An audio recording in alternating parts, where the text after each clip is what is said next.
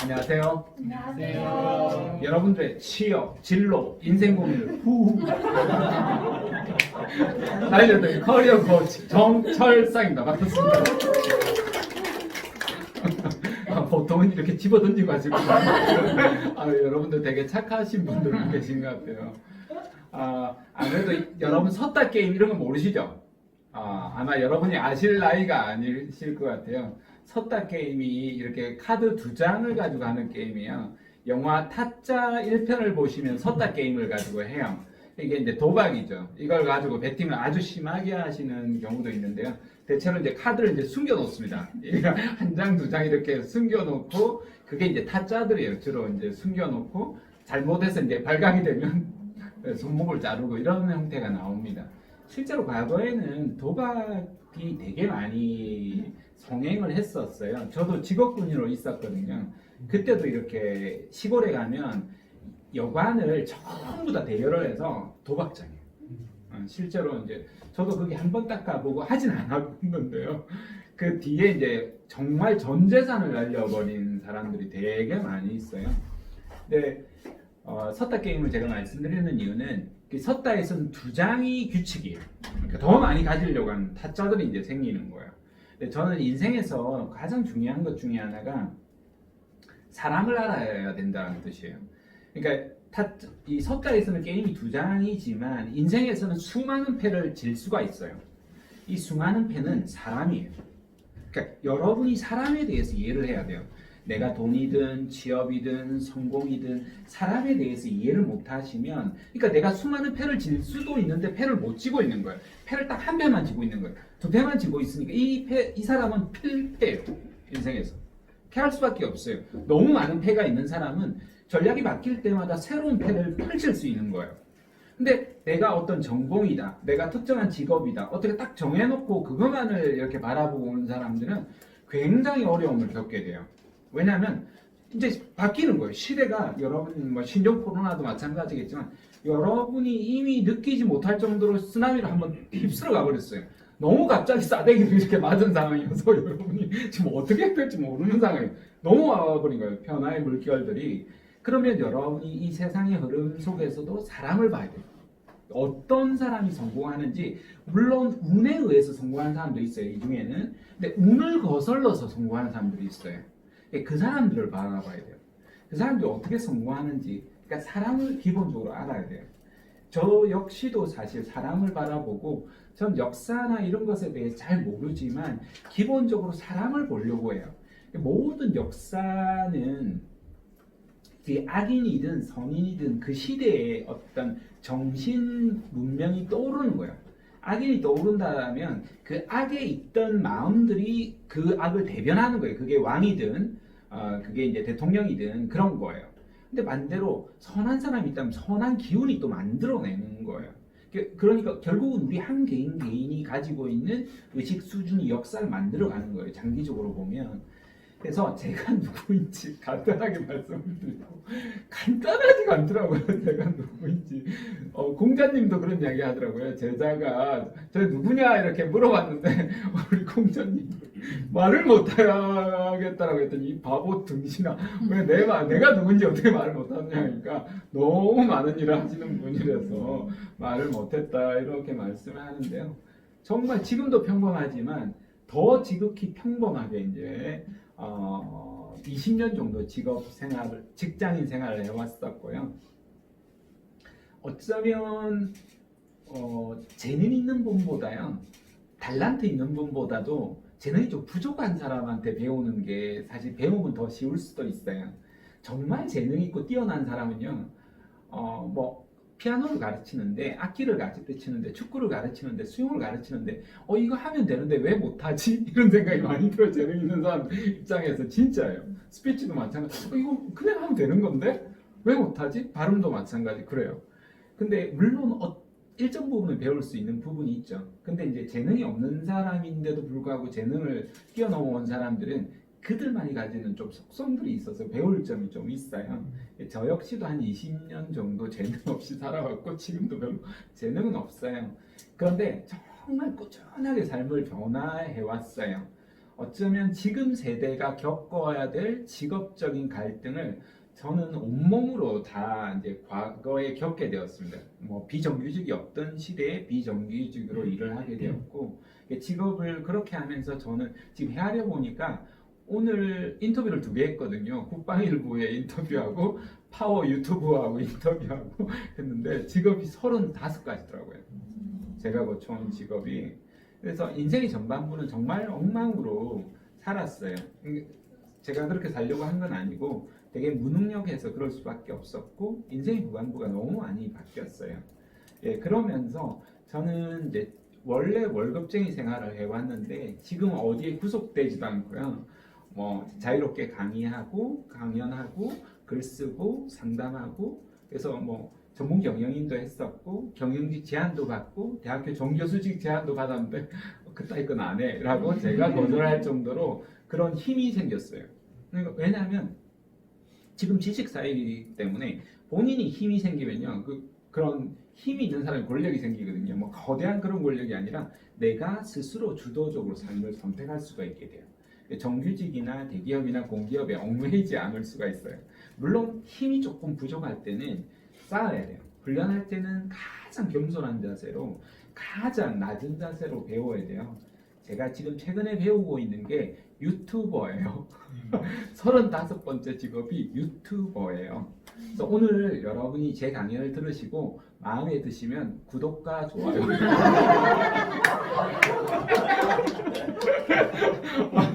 좀 부탁드리겠습니다. 거기 젊으신 분들한테 정말 겸손하게 배우거든요. 제가 딱 이제 갓 대학을 졸업해서 열심히 일하려고 시작하는 청년이 있었는데요. 저를 만나자라고 하는 거예요. 뭐 제가 몸값도 있고 너무 바쁘기도 한데 누구 한 사람 만날 틈이 없었죠. 그래서 만나기 어렵다라고 이렇게 답변을 들었었거든요. 그리고 이제 잊어버렸죠. 근데 그 친구가 책을 이렇게 한 권씩 내기 시작하는데 이게 베스트셀러로 올라갔어요. 5권이 거의 다 베스트셀러로 올라갔어요. 그 친구가 지금 유튜버를 하고 있는데요. 어제 짜 보니까 30만 명 돌파했다고 이렇게 올려놔줬더라고요. 그래서 제가 출연 좀 시켜달라고 했더니 안 된대요. 까였어요. 그러니까 힘이 이제 여러분이 시작은 이제 하지만 여러분이 전문가를 뛰어넘을 수 있다라는 거예요. 제 말씀은.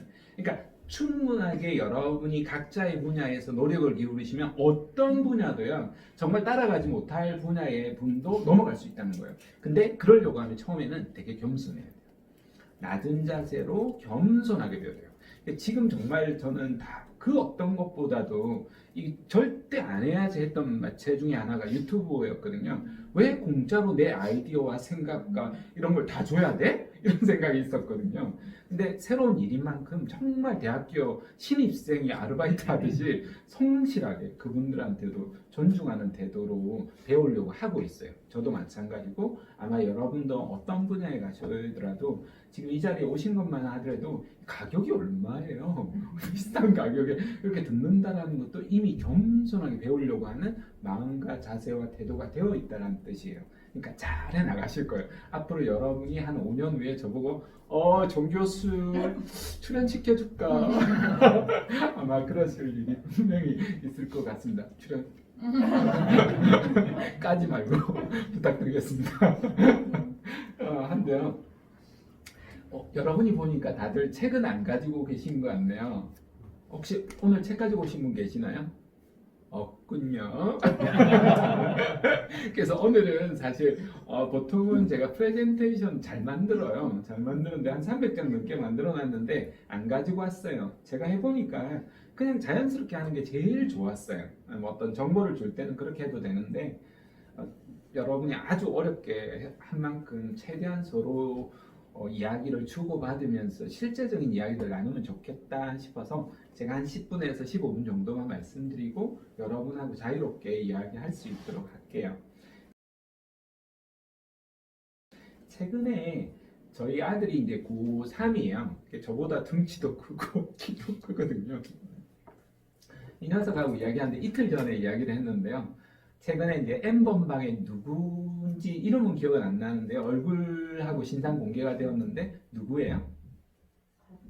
각각 말고 최근에 또 한 명이 있었는데 네, 근데 그 친구가 되게 너무 온순하고 순하게 생겼다라고 온라인에서 되게 회자가 된다라는 거예요. 그래서 제가 그런 이야기를 했었거든요. 준영아, 너 악의 평범성이란 이야기 들어봤니? 이렇게 이야기했어요. 아니, 너 악의 평범성이라는 독일의 한나 아렌트라는 철학자가 한 이야기야. 이게 이분이 쓴 내용이 있는데요. 제가 쓴 책에는 145페이지에 있는데 이제 제가 책을 이렇게 하나 쓰고 나면 마지막에 용어 정리를 해놨거든요. 그게 맞는 용어 정리에 나와요. 이게 153페이지 악의 평범성이라는 단어에 나와요. 이 사람이 독일의 이제 전범들의 이제 재판 현장을 가면서 그 전범들의 사고라든지 생각들을 읽기 위해서 이제 논문을 쓰려고 이제 한 거예요. 그 논문의 제목이 뭐냐면 나중에 책으로 집필하거든요. 예루살렘의 아이히만이라는 책이에요. 아주 유명한 그 안에 나오는 문장 중에서 굉장히 유명한 문장이 악의 평범성이에요. 그러니까 악이 아주 대단하게 악인처럼 저 사람 범죄를 일으킬 것 같다 이런 악이라는 것이 극히 드물다라는 거예요. 대단히 평범함 속에서 악이 있다라는 거예요. 그러니까 우리 안에는 선도 악도 있다라는 거예요. 그게 어디에 쓰느냐에 따라서 굉장히 이제 조심해야 되고 어떤 사람을 비판할 때도 준영아 너는 그 대열에 함부로 쉽게 이야기를 하면 안 돼. 왜냐하면 너 안에도 악이 있고 너 안에도 선이 있는데 대체로 악을 비난하는 사람일수록 악에 쉽게 빠져드는 속성이 있다라는 것을 나는 아빠는 살아오면서 많이 느꼈어. 그러니까 대표적으로 제가 이제 군대 생활을 했는데요. 혹시 군대 안 갔다 오신 분 계시나요?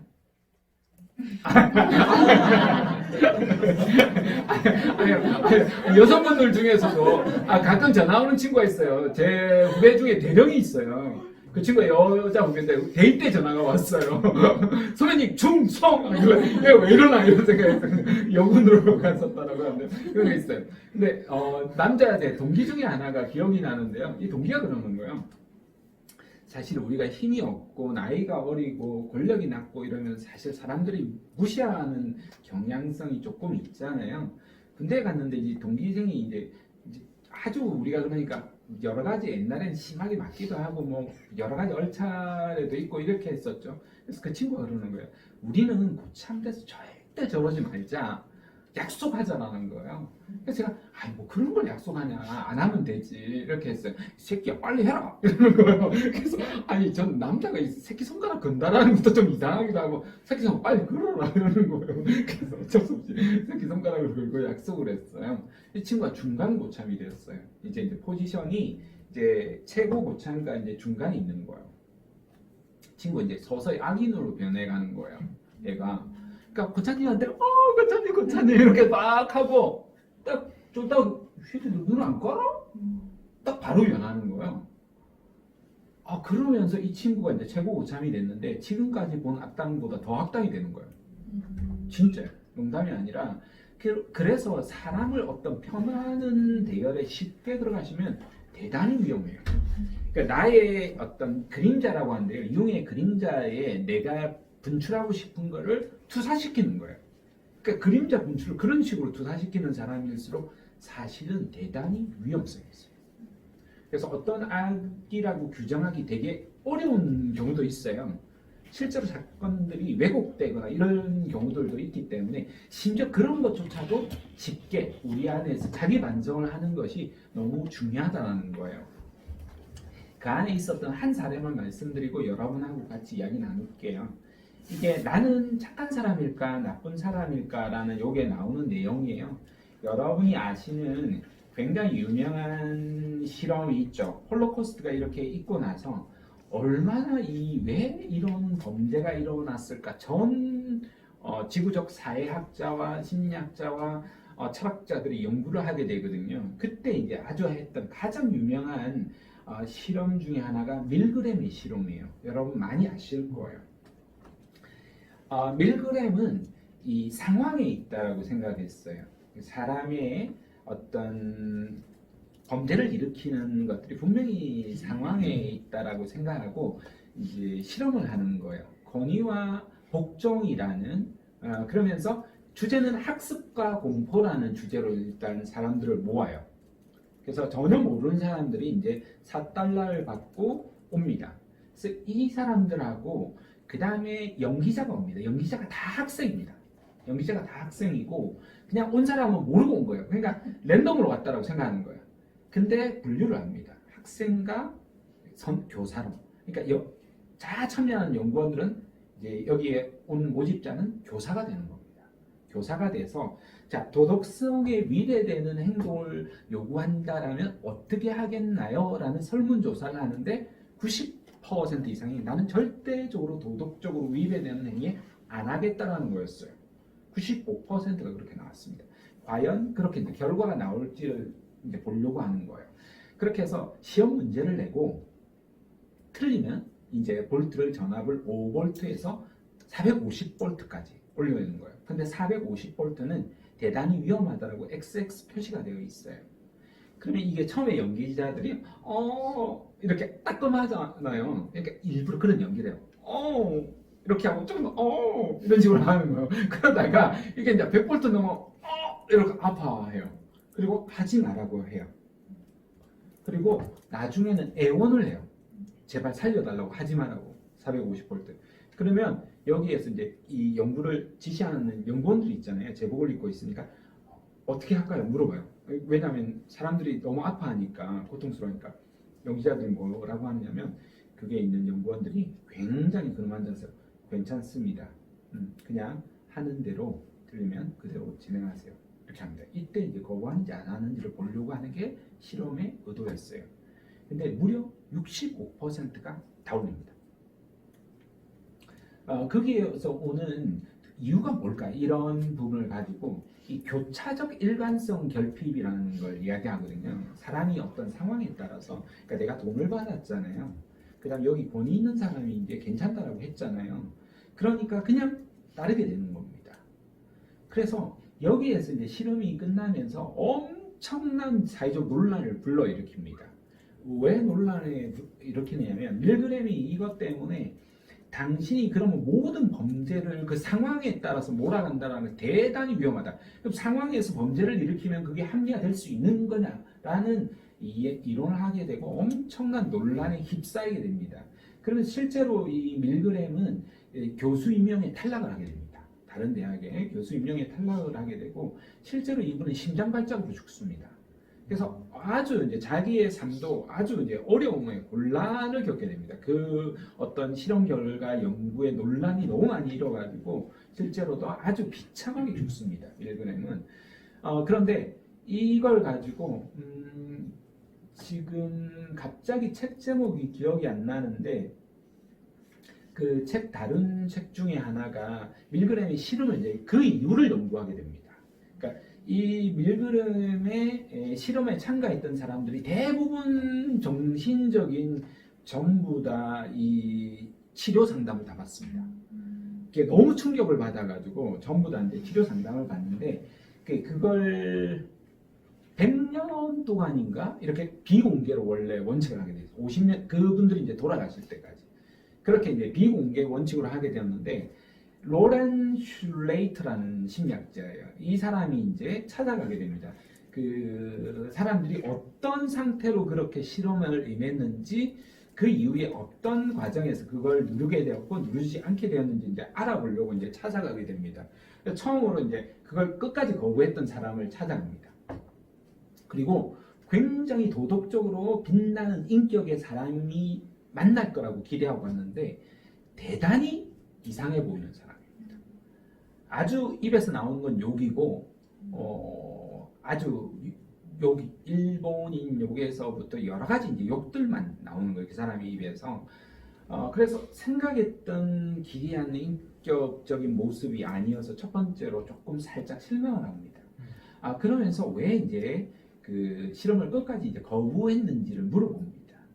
이 사람이 처음에는 계속 그 사람이 너무나 고통스러워해서 나는 누를 수 없었다라고 이렇게 이야기를 합니다. 근데 실제로 진짜 이유가 뭔지를 이렇게 또 닥달합니다. 물어봅니다. 근데 그 사람이 뭐라고 이야기하냐면 내 심장이 너무 안 좋았다는 거예요. 내가 심장이 건강이 되게 안 좋은데 그 상태로는 내가 견딜 수 없었을 것 같아서 결국은 자기 때문에 자기가 심장 발작을 혹시나 일으킬지도 모른다라는 생각 때문에 너무나 고통스러워서 안 눌렀던 거죠. 또 반대로 그걸 무작위로 그냥 마구 누른 사람을 찾아가게 됩니다. 그 사람은 석사 과정에 있었고요. 실제로 다른 데 연구원이었어요. 그러니까 이 사람은 연구에 굉장히 익숙한 사람이고 그냥 시키는 대로 권위에 따라서 아무 생각 없이 계속 눌렀던 거예요. 그리고 죄책감도 하나도 안 느꼈고 당연히 450볼트도 연구의 한목적적인 부분에서 그분들은 연구에 참여한 사람이고 정확한 지시에 따라서 했다라고 후회도 없었어요. 근데 이 사람이 그 실험 결과를 듣고 나서 너무 충격을 받았던 거예요. 그리고 나서 삶을 이 사람이 완전히 바꾸게 됩니다. 내가 앞으로 이렇게 복종하는 삶을 살지 않겠다. 그러니까 무조건적인 복종이 잘못된 결과를 만들어낼 수 있겠구나라는 생각을 하게 되고 이 사람은 사회운동으로 뛰어들게 됩니다. 그러니까 악이 선이 되고 선이 악이 된다라는 의미가 뭔지 여러분 이해를 조금 하시겠어요? 충분히 그럴 수 있다는 거예요. 그래서 첫 번째로 우리가 그래서 해야 되는 것 중에 하나가 뭐냐면 일단 권위에 대한 복종을 한번 의심해 봐야 된다는 거예요. 무조건적인 우리 시대에는 무조건 국가나 부모나 경영자나 교수나 학습자나 유명한 사람이 이야기한다라면 그냥 복종이에요. 무조건적인 복종이었던 거죠. 근데 때로 권위에 저항해야 될 때가 있다라는 거예요. 실제로 괌 비행기가 추락한 적이 있었거든요. 이게 무조건적인 복종이 일으킨 사건이에요. 그냥 비가 폭풍우가 몰아치고 이건 그대로 착륙할 수 없는 상황인데도 불구하고 기장이 그냥 감 날씨 좋구만 이런 이야기를 합니다. 지금 폭풍우가 치고 지금 개개가 고장이 났고 그다음 이 난으로 이렇게 눈 시력으로 그대로 착륙한다는 게 대단히 위험한 건데 부기장이 뭐라고 이야기하느냐면 예 비가 많이 오는군요 이렇게 이야기합니다. 너무 많이 오죠. 그게 반발이에요. 한국인의 저항의 방식이에요. 비가 너무 많이 온다라는 거예요. 왕복적 어법이에요. 이 왕복적 어법은 한국인이 가지고 있는 독특한 화법이에요. 서양인은 그런 화법을 안 써요. 직설적 화법이에요. 비가 너무 많이 오기 때문에 이대로 내리시면 위험합니다. 이게 기본적인 의사소통 방식이에요. 근데 한국인 그런 식으로 의사를 못해요. 왜냐하면 이 사람이 공군의 고참이에요. 위계질서가 지독하게 딱 잡혀있는 사람이에요. 등짝 스매싱을 수도 없이 맞아요. 그러니까 그 위험한 상황에서는 왕곡화법이 대단히 위험해요. 그러니까 편안할 때는 그런 왕곡화법이 아주 아름다워요. 그러니까 남을 상처 주지 않고 할 수 있는데 그렇지 않다는 거예요. 그러니까 우리가 잘못된 상황에서는 권위 정할 수 있어야 된다는 거예요. 그러니까 우리가 잘못된 권위, 그러니까 대통령도 마찬가지고 우리가 사회도 마찬가지고 잘못 간다라면 정당한 권위에 정할 수 있어야 된다는 거예요. 두 번째가 잘못할 수 있어요. 살아가다 보면요. 수도 없이 잘못합니다. 저도 너무 많이 잘못을 하고 지금도 부끄럽고 이런 일들이 너무너무 많은 사람입니다. 그런데 사람이라는 게 성장을 하려고 하면요. 부끄러움을 알아야 돼요. 사람이 성장하는 것은 부끄러움을 알기 때문에 성장하는 거예요. 부끄러움을 모르는 사람일수록 후한무치예요. 이런 사람들이 거의 사고를 일으키고요. 큰 사고를 나중에 대재앙을 일으킵니다. 그 보기에는 엄청나게 대단한 사람들 있잖아요. 이런 사람들일수록 오히려 더 큰 사고를 치거든요. 그래서 사람이 부끄러움을 안다라는 것은 그 사람을 성장시킬 수 있다는 뜻이에요. 세 번째는요. 잘못하고 그래도 모든 책임을 스스로 떠안을 수 있어야 돼요. 되게 용기가 있어야 돼요. 그러니까 내가 잘못했다라는 말을 할 수 있고 그 책임을 오롯이 내가 지려고 하는 태도가요. 그 사람을 성장시켜요. 부끄럽고 수치스럽고 너무나 고통스럽지만요. 그걸 잘 극복한 사람들은 여러분 한번 주위를 바라보세요. 아주 유명하신 분들 중에서도 그걸 잘 극복한 사람들이 있어요. 근데 어떤 사람 계속 그 과거만 가지고 욕하는 사람이 있어요. 그 사람의 잘못한 것만 가지고 막 지금도 막 씹기도 하고 그러지만 이미 그걸 충분히 죗값을 다 치른 사람이 있어요. 그리고 그런 사람들은요 진짜 건강한 사람들이에요. 얼마나 그렇게 건강한 사람인지 모르겠어요. 지금도 노래하시는 분도 계시고 뭐 연기하시는 분도 계시고 경영하시는 분도 있고 예술하시는 분도 계시고 여러분도 계세요. 근데 우리는 나쁜 기억만 생각하잖아요. 그 기억을 이렇게 벗어난 사람들은 진짜 건강한 사람들이에요. 그걸 다 받아들이고 안고 가는 수 있는 사람은요. 그런 사람은 성장할 수 있어요. 살아가다 보면 뜻하지 않게 우리가 죄를 짓기도 하고 잘못하기도 하고 부끄럽고 수치스러운 일들도 있거든요. 근데 그걸 인정하지 않고 숨기고 자꾸 드러내지 않으려고 하면 이 죄는 자꾸 커질 수밖에 없어요. 그래서 그걸 내 책임은 오롯이 나에게 있다라고 말을 할 수 있는 사람이 진짜 용기 있는 사람이에요. 저는 그렇게 배웠었거든요. 책 재밌겠죠? 이렇게 책 이야기를 했어요. 자, 이제 제 소개와 더불어서 한꺼풀 이야기했으니까 여러분이 어떤 살아가면서 궁금한 어떤 마음 상태와 심리 상태 이야기를 하면 그 이야기를 가지고 책을 원래는 읽고 왔으면 안 읽고 왔더라도 책을 이렇게 보면서 하려고 했는데 그냥 그대로 이야기해도 괜찮을 것 같아요. 제가 인터넷으로는 상담가로 알려져 있어요. 따뜻한 카리스마로 상담가로 알려져 있어서 메일이 되게 많이 오기도 하니까 여러분이 그냥 이야기 편안하게 해주시면 그 이야기를 가지고 우리가 한번 또 해보고 그 다음 또 이야기 풀어보고 해볼게요. 누가 먼저 해줄래요? 일단 나눴던 얘기 중에는 궁금했던 점이 있는데 이제 권위에 대한 복종과 저항에 대한 이야기가 되게 인상적이었던 것 같아요. 네. 이제 외국에서 생활을 하다 보니까 더 그런 게 그게 대비돼서 이제 한국에서 느껴지는 경우가 있었는데 맞아요. 그걸 이제 복종할 것인지 저항할 것인지 그 기준점을 무엇으로 삼아야 하는가에 대한 질문을 드리고 싶었거든요. 뭐 말씀하셨던 예시 중에는 뭐 전체 사회의 공동체에게 해가 되는 게 기준일 수도 있고 또는 나를 너무 지키지 못할 정도로 상처를 주게 되는 경우도 기준이 될 수 있잖아요. 그래서 그걸 어떤 거를 기준 삼아서 복종보단 저항을 해낼 것인지에 네네. 대해서 여쭤보고 싶었습니다. 질문도 좋고 벌써 이미 답변도 나와 있지만 저는 다른 분한테 이제 물어보겠습니다. 권위에 저항할 건지 복종할 건지 여러분은 어떻게 결정하세요?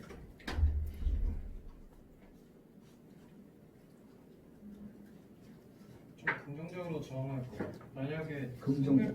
상대방에 대해서 좀 올바르지 않는 말이면 좀 저항하는데 약간 좀 긍정적으로 할 것 같아요. 조금 긍정적으로 받아들인다 일단. 그걸 이제 언급을 할 때도 긍정적으로 이렇게 한다라는. 최대한. 최대한. 이것도 아주 중요할 것 같아요. 어느 쪽으로 이제 저항을 하더라도 긍정적 태도를 유지하는 부분도 되게 중요할 것 같아요. 또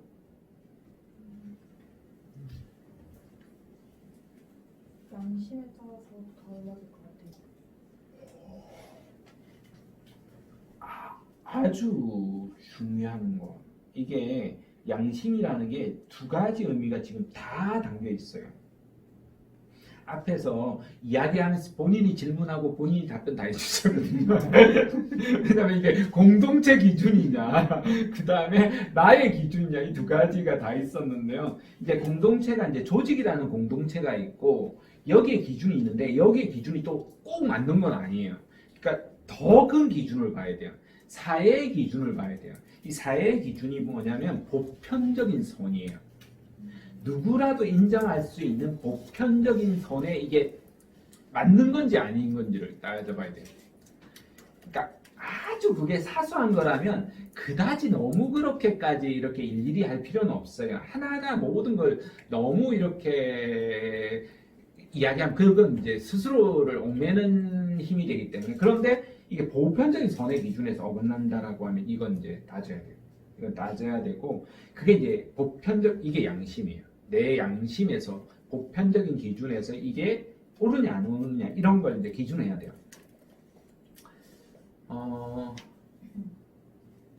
제가 두 번이 그런 경험이 있었는데요. 한 번은 제가 외국계 회사에 있다가 나와가지고 외국계 회사에 이제 지사장 형태 일을 했어요.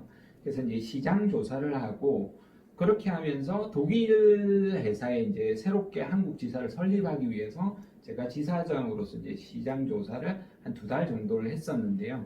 그러니까 이게 효능이 없다라는 게 제 시장 결과였어요. 그냥 저기에서 하면 100만 불 정도는 제가 투자를 받으니까 자연스럽게 최소한 망하더라도 1, 2년은 제가 지사장을 하면서 높은 연봉을 받을 수가 있었어요. 근데 제가 보고서를 이거는 아닙니다라고 이렇게 이야기를 했었거든요.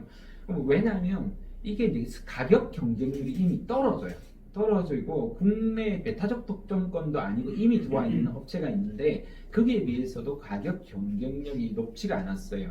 이 상태에서 계속 유지하는 것은 그냥 연명하는 제 급여만 연명하는 상태여서 저는 도저히 양심에서 안 맞아서 안 된다라고 보고서를 썼어요. 근데 오히려 되게 불쾌해하시는 거예요. 왜냐하면 내가 투자하려고 하는데 네가 왜 안 하려고 하느냐라고 해서 저는 이제 빠지게 되었고 다른 회사에서 그러면 우리가 할게요라고 해서 이쪽에서 이제 그걸 가져가게 되었는데 그 회사는 진짜 더 많은 돈이 투자가 되면서 다 망했어요. 그러니까 결국 망했어요. 그랬고 저는 또 올라와서 헤드헌터 일도 했었거든요. 헤드헌터가 이게 어느 정도 받느냐면 적게는 여러분 채용 연봉의 10%에서 많게는 30% 정도를 받아요. 그러니까 1억 연봉이면 3천만 원을 받는 거예요. 한 사람 해주고 괜찮죠? 그죠?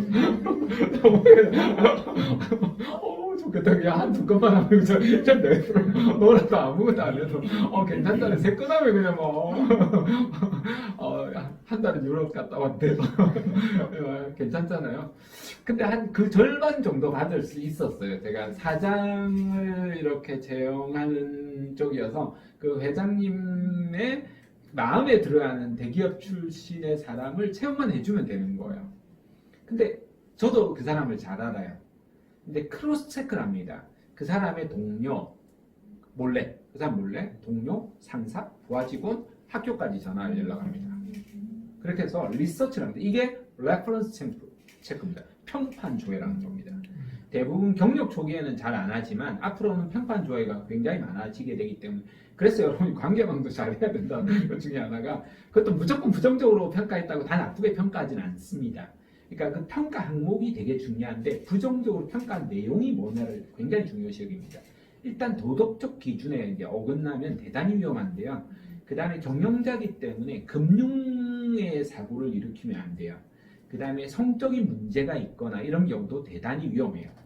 이런 문제들 이제 해당이 되면 다른 그냥 단순한 비판이나 욕은 그렇게 크게 많이 개의치 않아요. 그런 부분에서 조금 제 개인적으로 꺼리껴지는 부분이 있어서 그냥 그 돈만 받으면 내가 1,000만 이상의 돈을 받을 수가 있는데 그때 보고서를 제가 죄송하지만 절대 아니다 라고 평가를 해줬어요. 좋은 점은 이런 부분이 있지만 안 좋은 점은 이런 부분이 있습니다 라고 보고서를 쓰고 후회했어요. 그냥 모른 척하고 있어요. 돈은 받는 건데 후회했는데 그 회장님이 그래도 정말 하고 싶은데 그래도 정말 이렇게까지 마음을 다 헤아려서 보고서 써주는 것에 너무 고맙다라고 300만 원 주시더라고요. 그것도 엄청 감사했죠. 그러니까 여러분이 이런 부분에서 이제 기준에서 맞춰야 돼요. 되게 어려워요. 쉽지 않은 기준이에요. 왜냐하면 나의 이익과 이제 직결되거든요. 그 선을 따른다는 것은 되게 힘들고 어려운 기준. 그걸 따랐다라고 해서 지금 제가 이제 성공한 케이스만 이야기했지 실제로는 그러니까 그 이후에 직장을 계속 헤매게 됐거든요. 그 일을 그만두고 물론 그게 또 2년이 돼서 새로운 일을 하게 되었죠. 그것 때문에. 그렇지만 그런 형태의 부분들이 제가 좋은 사례만 이야기해서 그렇지 안 좋은 경우도 많이 겪게 되거든요. 다 또 저도 마찬가지로 다 좋은 쪽으로만 선택한 건 아니에요. 사람이니까 자꾸 좋은 쪽으로 이야기만 해서 그렇지 나쁘게 선택한 것도 있어요. 그런데 그런 기준이에요. 이게 보편적인 선의 기준에 맞느냐. 그 다음에는 보편적인 선이 아니어도 정말 나의 존엄을 이제 해치는 거야. 여러분의 존엄과 여러분의 자존감을 해치는 사람이라고 한다면 안 참아도 돼요.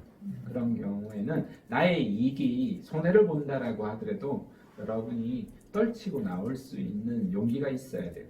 그러면 그런 인간들은 꼭 자존감을 더 말아먹거든요. 여러분 있는 거 이것 봐라, 이 갈 봐도 에이, 경상도 사투리인데 갈구다 이렇게 이야기하는데요. 계속 이렇게 자꾸 괴롭히고 더 낮춰서 이렇게 바라보거든요. 그렇게는 안 하셔도 좋겠다 이런 생각이 들었어요. 한 사람을 봐도 네. 다른 사람들이 한 사람이 어떤 얘기를 해도 각자마다 해석하는 것도 다르고 왜곡되기도 하잖아요. 근데 또 그렇고 그 사람을 느끼는 감정이나 판단하는 것들도 다 다른데 아까 그림자 얘기하신 것처럼 그 이유가 우리가 우리의 모습들을 나의 생각을 투사해서 그런 건지 아니면 또 다른 이유가 있는지. 자, 이거 또 물어봐야지. 자, 답변.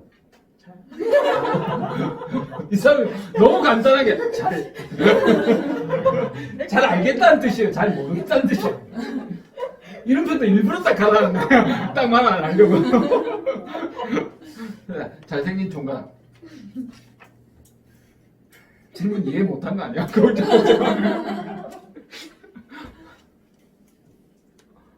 본인 판단할 때 어떻게 해요? 사람들.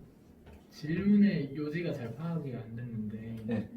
그러니까 내가 어떤 걸 전달을 할 때 그게 왜곡될 수 있다는 건가요? 그러니까 각자마다 받아들이는 게 다르잖아요. 네. 근데 그게 아까 유용의 그림자 말씀하신 것처럼 나의 모습을 투사해서 그 사람을 판단하는 건지 아니면 또 다른 이유가 있는 건지. 정확히는 모르겠지만 복합적으로 작용하는 거라서 네. 상황에 따라 다르지 않을까요? 예를 들면 내가 과거에 그런 상황에서 상처를 받았던 내용과 비슷한 내용이라면 뭔가 오버랩돼서 더 크게 작용할 수도 있는 것이고, 그런 게 전혀 없었던 그런 거라면 그냥 정말 객관적으로 받아들일 수도 있는 것이라서 이거는 상황과 어떤 여러 가지를 다 고려해서 판단을 내려야지 어떤 한 기준으로 딱 얘기하기는 어려울 것 같아요. 혹시 또 답변 주실 분 계신가요? 투서라는 단어가 궁금하고. 투사라는 단어가 궁금하다. 투사가 영어로 인젝션이에요. 그러니까 내 거를 이제 반대로 이제 투입하게 되는 거예요. 예를 들어서 이제 상담을 하게, 일단 아까 그림자 이야기를 해야 되니까 그거하고 같이 이야기를 하면 이제 우리가 빛과 그림자가 있단 말이에요. 선함이 있고 우리 안에 그림자, 어둠 또는 이걸 악함이라고도 이야기할 수도 있는데, 그러니까 도덕적으로 규범에 어긋난 행위를 한다거나 어떤 것들이 위배된다라는 생각이 들면, 그러니까 이게 분출돼서 자기보다 조금 더 악한 행위를 하는 경우가 있었을 때 용납하지 않고 거기다 다 쏟아버리는 거예요. 예를 들어서 종교 전쟁도 그런 경우가 많아요. 그러니까 내가 이 그림자를 보통 분출을 못 하거든요. 도덕적인 어떤 사회적인 규범 때문에. 근데 그 분출하지 못하는 화나 분노나 그림자의 에너지를 다른 쪽에다 쏟아버리는 거예요. 다른 쪽에다 전쟁을 일으킨다든지 나보다 열등하다든지 어떤 그런 상태를 가지고 몰아치면서 가는 거야. 폄하해서 이게 이제 투사가 이제 인류 역사에서 굉장히 많은 부분에서 일어나고, 인간은 모두 그림자가 있어요. 특히 현대인들은 어떤 면에서 보면 더 많다라고 볼 수도 있어요.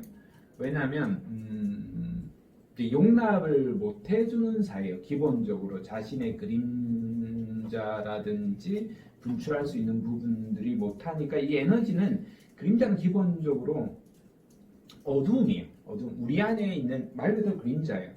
그러니까 바깥으로 드러나지 않는 실체가 있는 나가 있는데 실체가 보이지 않는 그림자가 있는 거예요. 여러분이 누군가에게 내 어두운 욕망이라든지 내 마음의 속마음을 꺼내기는 대단히 어려워요. 굉장히 어려워요. 가족한테도 거의 못해요. 주변에 친한 친구들하고 어떤 일정 범위는 이야기할 수 있어도 거의 못해요. 그림자 일부분만 이야기하는 거예요. 그림자. 그럼 이 에너지는 어떠냐면 굉장히 동물적이에요. 굉장히 동물적이고 본능의 바닥에 있는 거예요. 인간 본능의 바닥에 있기 때문에 여러분이 쉽게 다루기가 되게 어려워요. 길들이기가 엄청 어려워요. 그러니까 길들이기가 어렵기 때문에 이 에너지는 아주 강력해요. 그러니까 여러분의 이 전두엽이라고 하잖아요. 도덕성이 억누르거든요. 그럼 모든 행위를 예를 들어서 제 강의가 마음에 안 들어도 여러분 들어주면서 이 새끼 나쁜 새끼 아우 재미없어 하면서 이거 가서 유튜브나 들었거든 뭐 이런 거에 이제 들어주는 이유 중에 하나가 여러분의 도덕성이 해주는 거거든요. 근데 여기에서 여러분이 전두엽에 상처가 있거나 이러면 입 닥치지 이 새끼야 이러면서 죄송합니다 뭐 그런 식으로 하는 거예요. 그림자를 막 바로 대놓고 이렇게 할 수 있겠죠. 그러니까 이 도덕성이 관장해 주는 거란 말이에요. 근데 이 그림자가 근데 너무 이제 억누르는 거예요, 여러분이.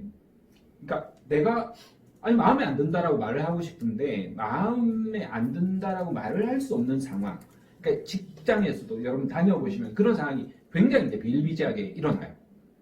그러면 이게 이제 아까 말한 대로 용납해줘야 될 때, 안 용납해줘야 될 때 한데 이게 그 보편적으로까지 아주 뭐 어긋나는 건 아닌데 이런 상황들이 벌어진단 말이에요. 그럼 어쩔 수 없이 이건 좀 참아야겠는데 이렇게 하니까 이 참는 게 이제 자꾸 쌓이는 거예요.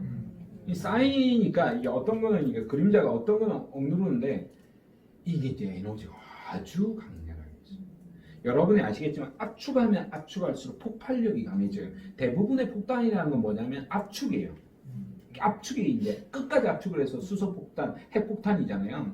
그럼 이 팡 터지면 엄청난 폭발력이에요. 사람도 마찬가지로 선하다라고 생각했던 사람이 갑자기 이런 하는 사건 사고를 일으키는 것도 그 사람이 타고난 어떤 기질적 요인도 이런 여러 가지 부분이 있겠지만 이게 억눌려져 있던 게 한순간에 폭발하는 경우들도 있어요.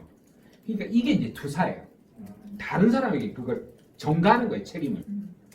넌 비도덕적이야. 이런 행위를 어떻게 할 수 있어? 그래서 제가 너 악인이 될 수 있다는 말을 하는 이유가 타인을 비난하는 사람일수록 그럴 가능성이 있다는 뜻이에요. 그래서 제가 했던 말이 그런 이유였어요. 대체로 자신을 투사하는 거예요. 자신의 그림자를. 그러니까 이렇게 투사하는 사람일 수 있다는 뜻이었고요. 근데 여기 앞에서 이제 이걸 이제 받아들인 건 말한 것처럼 굉장히 종합적인 부분이에요. 어떤 사람의 생각을 이야기했는데 이 사람의 의견을 긍정적으로 해석하느냐 부정적으로 해석하느냐 똑같이 들었는데도 전혀 우리가 댓글을 봐도 그렇잖아요. 똑같은 글을 보면 찬반으로 완전히 막 갈라져 있을 때도 있잖아요.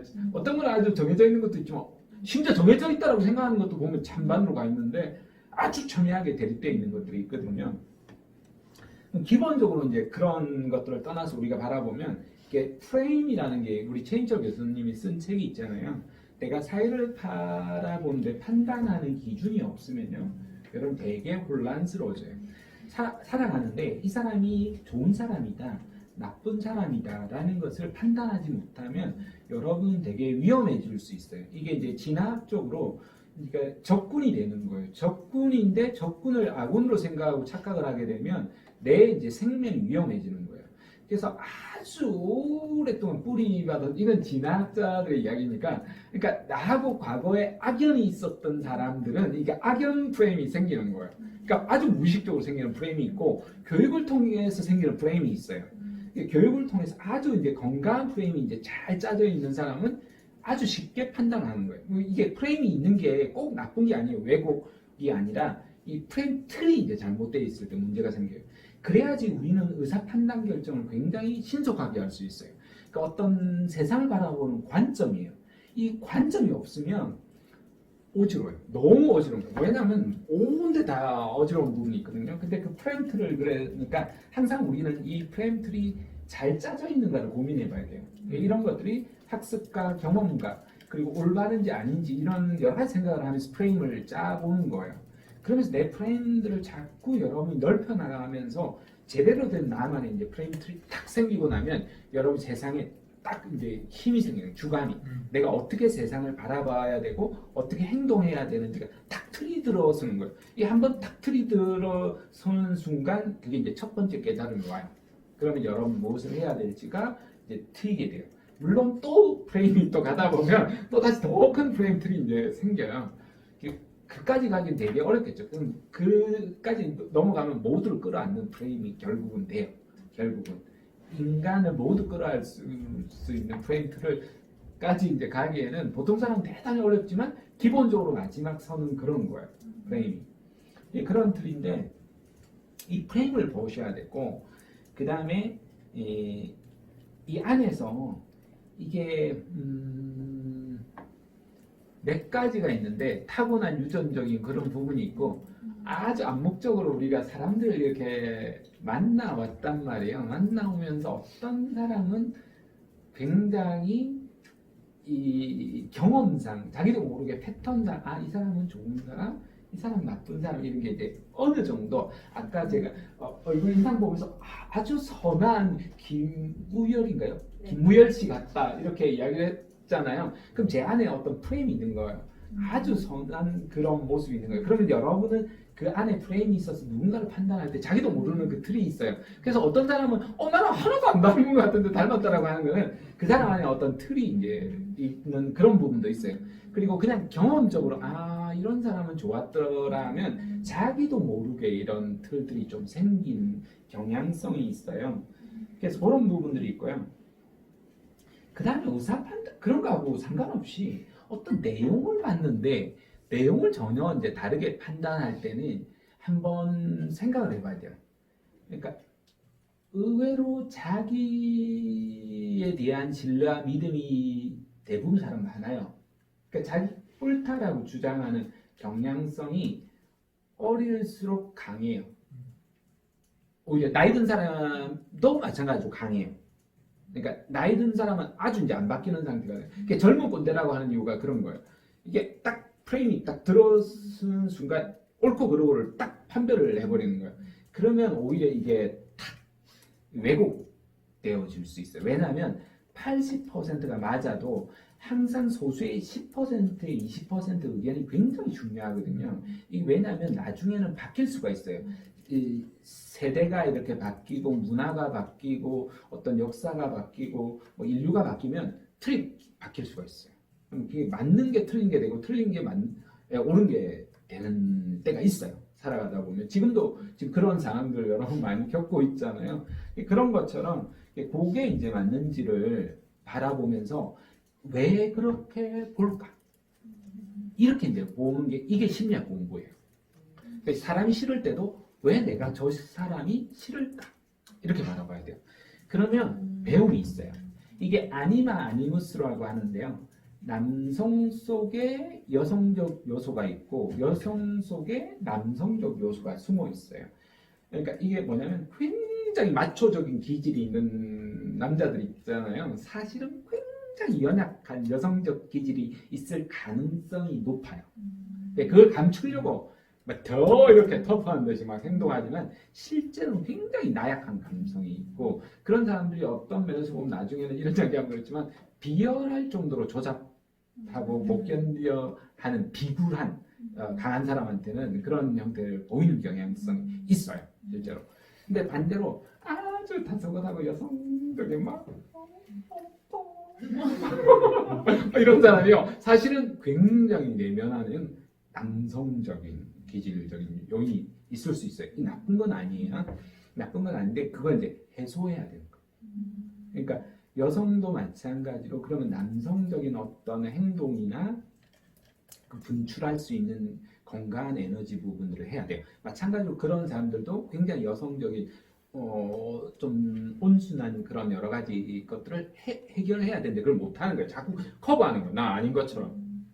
그러면서 오히려 더 잘못되어질 수 있다는 거예요. 그러니까 항상 반대로 이렇게 그리고 싫은 사람이 투영이 되거든요. 싫은 사람이 그냥 이유 없이 투영이 되는 게 아니라 사실은 내가 싫은 점을 그 사람이 가지고 있을 가능성이 굉장히 높아요. 예를 들어서 제가 개그맨 어떤 분이 너무 싫은 거예요. 그러면 왜 싫은가? 이 사람 보니까 재미도 없고 나이 들고 소리를 버럭 지르고 눈은 개슴츠레하고 누군가의 길붙어 있고 누군지 아시겠죠? 말은 하면 안 돼요. 영상 찍고 있어요. 그럼 안티가 제가 한번 그렇게 실명을 한번 올렸다가 막 댓글이 네가 형님한테 가봐야지 어디서 감히 내 형님을 욕하느냐 이렇게 이야기하는데 그런 게 있는 거예요. 그래서 저는 심리학 분석하기 위해서 그렇게 올렸던 글인데요. 근데 그게 이제 가만 보니까 머리는 벗겨지고 막 이런 걸 보니까 그게 딱 좋은 거예요. 나이는 들어서 머리는 벗겨지고 재미는 없고 썰렁하고 누군가의 빗불을 떠 있으려고 하고 그러다 보니까 그 사람이 이해가 가는 거예요. 진짜 농담이 아니라. 그리고 이제 저도 한 방송을 2년 정도 했었는데요. 그분을 아는 분하고 이렇게 만나서 이야기하는데 실제로 되게 생각보다 괜찮게 많은 걸 해주신다라는 그런 이야기를 들으니까 더더욱더 그 사람이 싫지 않은 거예요. 싫은 마음이 많이 줄어들었어요. 그러니까 그런 것처럼 왜 내가 싫어할까? 그러면 그 싫은 속성을 대부분 가지고 있어요. 그러니까 내가 싫은 걸 표출을 못할 뿐이죠. 내가 가지고 있다는 게 내가 그렇게 표출한다는 게 아니고 내가 그런 행동을 싫어하는 특성이 나한테 있는데 그걸 나는 표출 못하면서 저 사람 마음대로 표출하는 거예요. 그러니까 미운 거죠. 저 사람은 내 그림대로 마음대로 표출하고 있는 거예요. 그런 모습 보니까 싫은 거죠. 우리가 심리학 공부한다는 건 늘 그래서 싫은 사람을 보면 왜 싫을까? 좋아하는 사람 왜 그럴까? 이렇게 바라보면 이게 이제 놀라울 정도로 나중에 이제 그 통찰력을 주는 경우가 있어요. 내가 80%가 맞아도 그 20%가 바라보는 관점을 통해서 새로운 관점을 배우게 되는 거예요. 그게 학습이에요. 이제 이렇게 책으로 배울 수 없는 학습들이 이제 그런 경우에 일어나요. 이렇게 말씀드리겠습니다. 제가 이제 최근에 유튜브에 올린 거라고도 비슷한 부분이 있는데요. 강의하러 가면서 운전하러 가면서 그냥 이제 제 생각을 그냥 강연하기 전에 오프닝으로 기록했던 게 있거든요. 요게 이제 자만심, 그다음 자존감, 자신감, 그다음에 자존심 이게 있는데 요게 뭐냐면 중심을 잡았는데 자만심으로 이제 잡혀 있는 거예요. 그러니까 이런 경우는 자만심이 있는 사람들 중에서도 아까 이 말씀하신 것처럼 내가 이 사람을 좋게 보면 이제 자존감이 높아 보이는 거예요. 이 사람은. 근데 내가 이 사람을 싫어하는 사람이면 이 사람은 아주 거만하고 이기적인 사람인 거예요. 보는 관점에 따라서. 근데 대부분 자만심은 어떠냐면 자기가 가진 것보다 과대하게 자기를 평가하는 사람이에요. 이게 가진 게 적다 많다라고 말할 수는 없어요. 이 사람이 적을 수도 있고 실제로 많을 수도 있어요. 근데 자기가 많아도 많은 것보다 더 많게 이제 포장하는 거예요. 대체로 우리가 보면 허언증이 심한 사람들이 자만심이 아주 넘치기 때문에 그 사람을 긍정적으로 보는 사람이라면 여러분 그분은 굉장히 자존감 높은 사람으로 볼 거예요. 근데 가짜 자존감이에요. 그런 경우에는. 그런 경우가 될 수가 있고요. 근데 실제로 자신감은 어떤 한 분야의 일을 잘하는 사람은 자신감이 있어 보이는 거예요. 여러분이 어떤 일을 하는데 잘해 보이잖아요. 그럼 그 사람 자신감 넘쳐 보이는 거예요. 요리를 하는데 너무 잘 아는 거예요. 백종원 씨 하면 여러분 자신감 넘쳐 보이잖아요. 여러분이 어떤 분야를 하는데 백종원 씨가 만약 춤춘다라고 해보세요. 뭐 이상하겠죠, 그죠? 뭔가 없을 거예요. 그 다음에 강영욱 씨 보세요. 야 이런 대형견도 그냥 우와 정말 감탄을 야 이렇게 하는데도 겁 없이 그냥 탁 이렇게 밀어내고 이렇게 딱 눈 마주치고 이렇게 하는 거 봤을 때는 자신감 넘치잖아요. 그럼 여러분 저절로 그런 부분을 볼 수가 있죠. 여러분 노래를 하는데 어떤 일 처리를 하는데 디자인을 하는데 너무 자신감이 넘쳐가지고 하는 사람들 보면 다 이제 영어도 자신감 넘치게 막 이렇게 넘치게 하는 사람들 보면 와 잘한다 이런 것도 있지만 그 중에는 자신감 넘치게 하는 것 같은데 못하는 것 같은데 이런 생각이 있을 수도 있어요. 대체로는 한 분야를 잘하면 자신감이 있어 보여요. 어떤 잘하는 걸 봤을 때 여러분은 자신감이 있어 보이는 거예요. 자 그런데 이게 이제 자존감이 낮은 사람은요, 이제 평가를 받으려고 해요. 근데 잘하는데도 이제 더 잘한다라는 신호가 주변 사람들한테 안 오면 이제 상처받아요. 남들이 볼 때는 너무 잘하는데 이제 이 사람이 이제 자존감이 낮은 거예요. 낮으면 내가 했는데 유튜브 구독해달라고 했는데 유튜브 아무도 구독 안 해줘. 내가 오늘 강의가 별로였나? 이런 식으로 진짜 이분들이 그러시는 분들 그런 것처럼 그럼 자존감이 낮으면 바로 상처가 가는 거예요. 남들과 다 괜찮았는데 그걸로 이제 자존감으로 평가를 해보는 거예요. 얼마나 오늘 구독했나 이렇게 하면서 그러면 이제 이게 자존감 낮은 사람. 근데 자존감이 높은 사람은 남이 뭐 평가해도 아무도 안 했네? 들어 봐봐 이렇게 하는 거예요. 이게 이제 자존감이 높은 사람은 그러니까 자 반대로 자신감 높은 사람하고 조금 달라요. 자신감 높은 사람 한 분야 일을 잘 할 수 있어요. 자존감 높은 사람은요 한 분야 일을 잘 못할 수도 있어요. 자 여러분이 이걸 평가하지 않아요. 자존감이 높은 사람은요 사회적으로 성공할 수도 있고 성공하지 않을 수도 있어요. 근데 그게 연연하지 않는 거예요. 일단 그분의 자세가 그런 것에 연연하지 않기 때문에 이분은 앞으로 잘해 나갈 가능성이 굉장히 높은 거죠. 그러니까 처음에 새롭게 배우더라도 이분은 어떤 일을 해도 앞으로 잘해 나갈 가능성이 높은 거예요. 그래서 우리가 자존감 하는 이유가 그게 있는 거예요. 자존감을 높이면 실제로도 훨씬 더 만족한 삶을 살아갈 가능성이 높은 거예요. 어렸을 때는 대체로 타고난 유전적 요인도 있어요. 그 다음에 이제 부모와의 상호작용이 엄청 중요해요.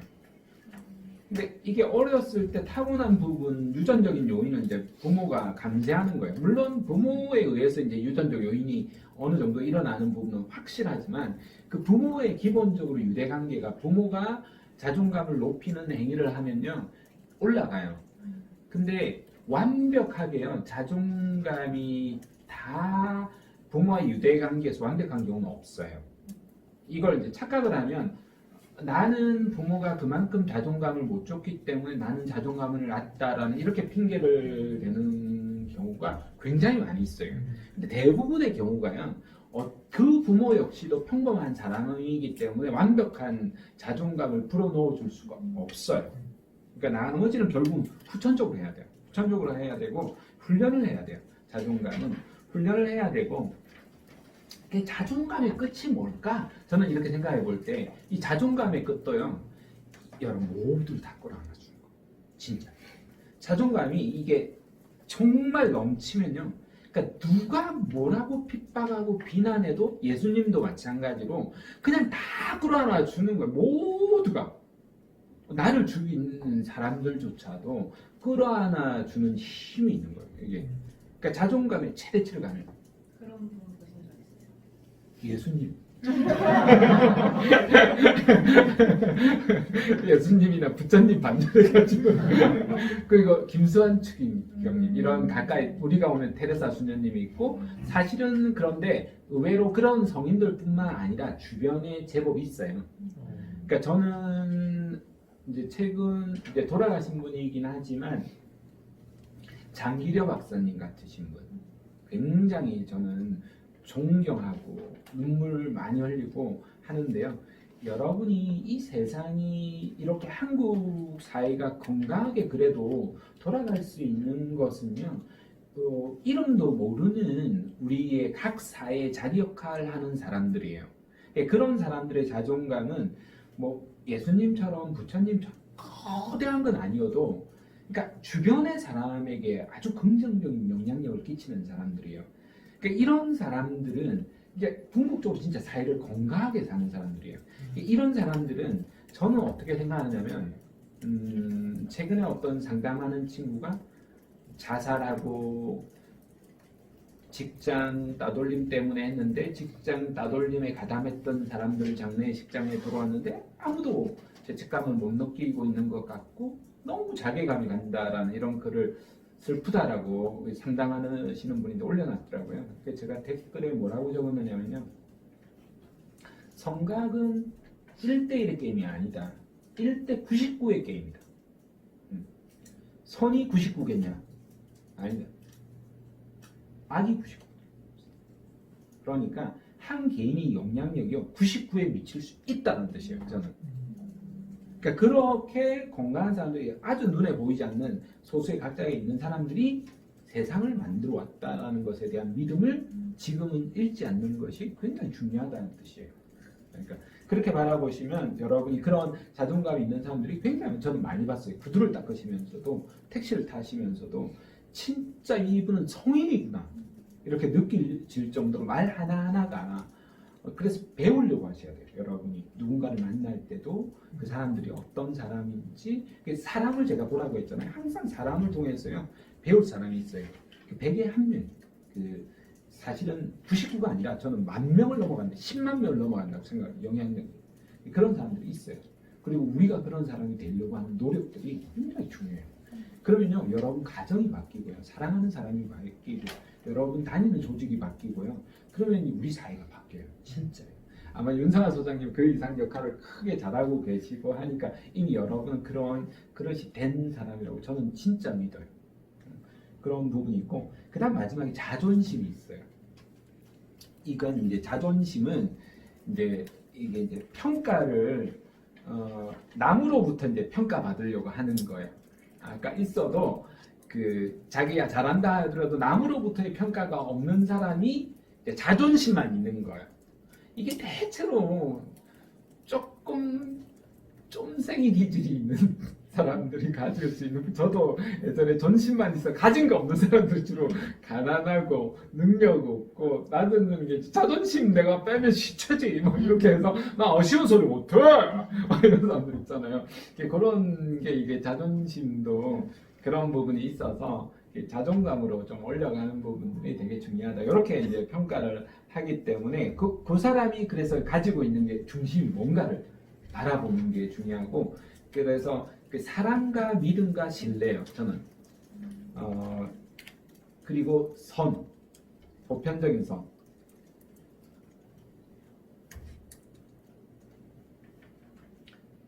이게 이제 중심선이 되는지 안 되는지 사랑과 믿음과 신뢰와 선 이것이 그 중심에 단단하게 만드는 씨앗이라고 기둥이다 주춧돌이다 이렇게 표현할 수 있을 것 같아요. 교수님의 프레임은 그럼 어떤 거세요? 저는 사실은 특정한 프레임이 잘 없어요. 제 나름대로 프레임은 있긴 한데 저는 따뜻한 사람이 참 좋아요. 인간적인 사람이 참 좋아요. 그냥 그런 인간적인 사람을 보면 항상 전 눈물을 좀 잘 많이 흘려요. 감동을 되게 많이 받고 그 인간적인 사람으로 기억되고 싶어요. 그래서 아주 인간다운 사람을 저는 참 좋아해요. 누구를 봐도.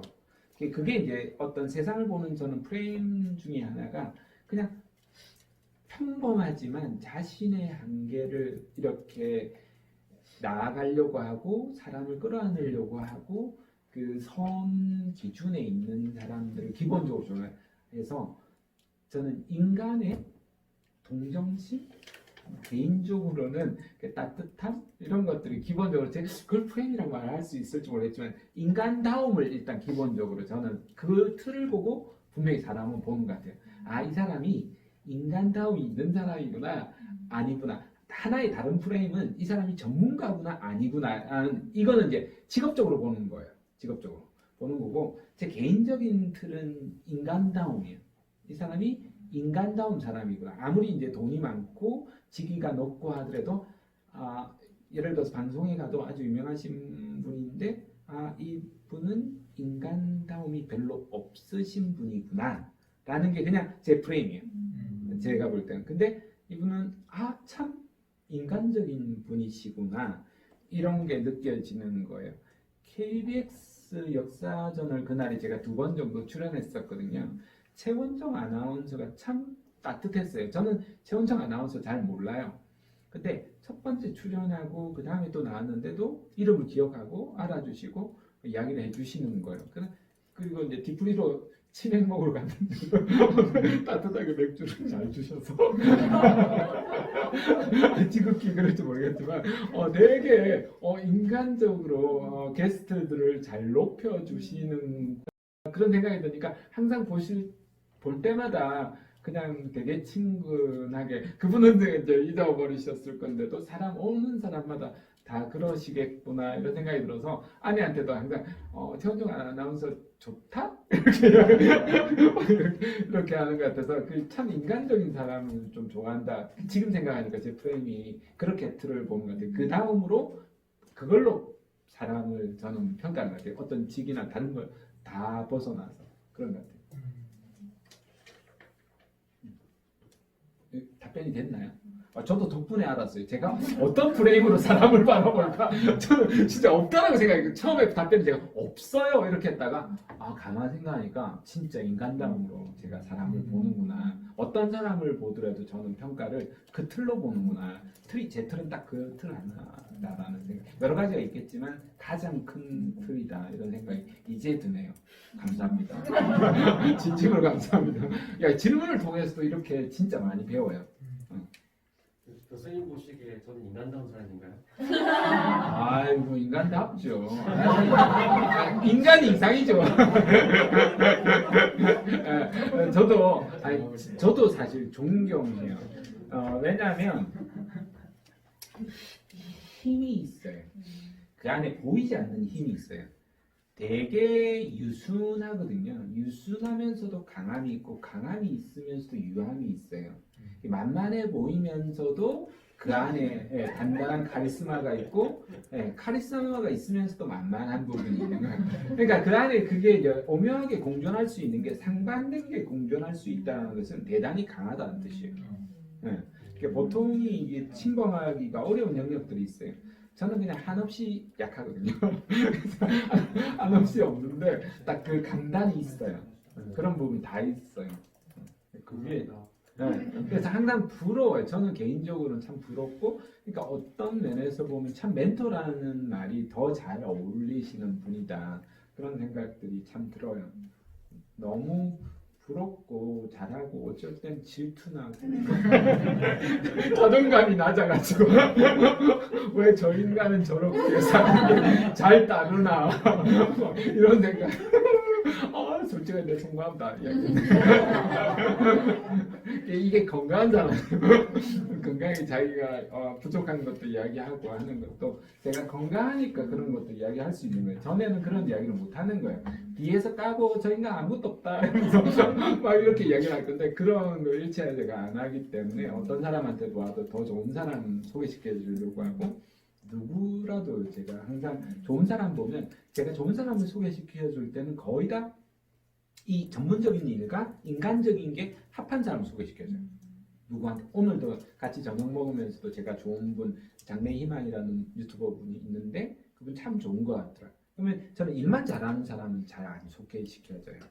왜냐면 문제가 생길 수 있기 때문에 일하고 인간애가 합친 사람을 항상 어디 가더라도 추천을 주로 많이 하는 편이에요. 그렇게 덕분에 프레임 때문에 오늘 많이 배웁니다. 생각지도 않았던 저도 프레임 틀을 배웠어요. 질문 하나만 더 드릴게요. 네. 본인만 자꾸 들이시고 아니 할 거예요. 요번에 하고 나서 알겠습니다. 다 오늘 제 늦게 가도 됩니다. 저도 책 읽다 보니까 지금 제가 적었던 질문이었는데 지금 직업도 되게 많이 바꾸셨잖아요. 네. 그러면 진로를 결정할 때 네. 방향을 바꿔야 될 때랑 그 자리에서 조금 더 인내해서 지켜야 될 때랑 혹시 그거를 구분할 수 있는 어떤 기준이 있으신가 해서. 자, 한 번 더 답변을 한 윤성아 소장님 옆에 계신 이름이 순경이야. 우경찬 씨. 순경 씨. 어떻게 해야 돼요? 지켜야 될 때와 나아가야 할 때. 저도 그게 항상 이렇게 빠져나가는군요. 직장 생활하고 계세요? 네. 그렇지만 한 번이라도 옮겨보셨어요? 저는 자주 옮기고 아직도 제가 뭘 해야 될지 잘 모르겠어요. 그 옮길 때는 그럼 어떤 기준으로 옮기셨어요?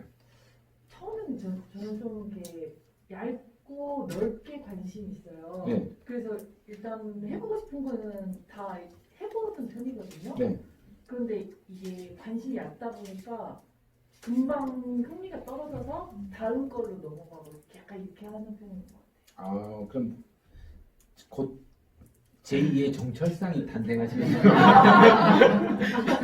저도 얇고 넓게 관심이 많아가지고 이것저것 다양한 분야에 관심이 많았거든요. 그러니까 이런 것도 꼭 나쁜 건 아니에요. 그 옛날에는 이런 사고방식이 나쁘다라고 생각하는 거예요. 그냥 왜냐면 얇고 자꾸 이것저것 파니까. 근데 저도 이제 그랬어요. 근데 나중에 그게 저에게 굉장히 큰 감점이 되고, 특히 상담하시는 분들은, 직업 상담하시는 분들은 저를 되게 부러워하시더라고요. 다양한 직업을 경험했으니까 상담하기도 너무 편하실 것 같고, 그렇다면 지금 와서 다시 직장을 옮겨 다닐 수는 없잖아요. 상담하시는 분들. 그런 경험이, 그래서 얇고 했던 것들이 도움이 됐던 것 같다, 이런 생각이 들어요. 저는 이거 딱 질문을 들었을 때 한 분의 이야기가 떠오르는데, 왜냐하면 인용을 할 때는 항상 인용을 정확하게 해야 되니까 갑자기 이분 이름이 기억이 안 나네. 아, 나중에 유튜브로 혹시나 하면 자막으로 깔아서 줄게요. 이 친구가 이야기하는 게 사실 되게 마음에 들어서 그 이야기를 먼저 하고 제 의견을 밝힐게요. 이 친구는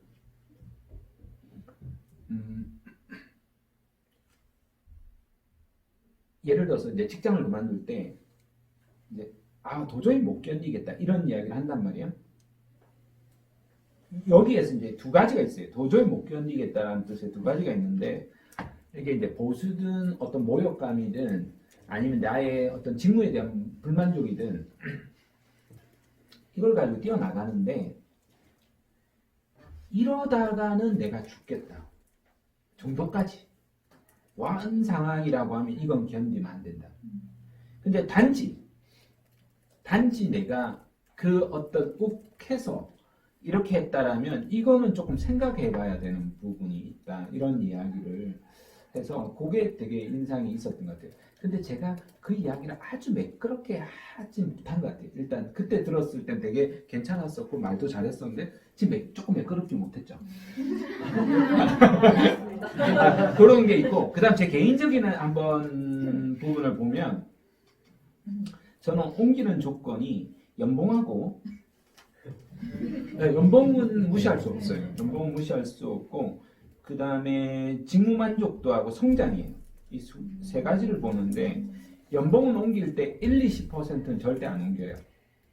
그러니까 단지 연봉을 더 받기 위해서 1-20%는 더 받아도 이거는 보수를 더 받는다 하더라도 리스크가 더 많아요. 왜냐하면 새로운 환경에서 내가 새로운 에너지를 쏟아야 되기 때문에, 새로운 부분을 배워야 되기 때문에 보수 1-20%로는 커버가 안 돼요.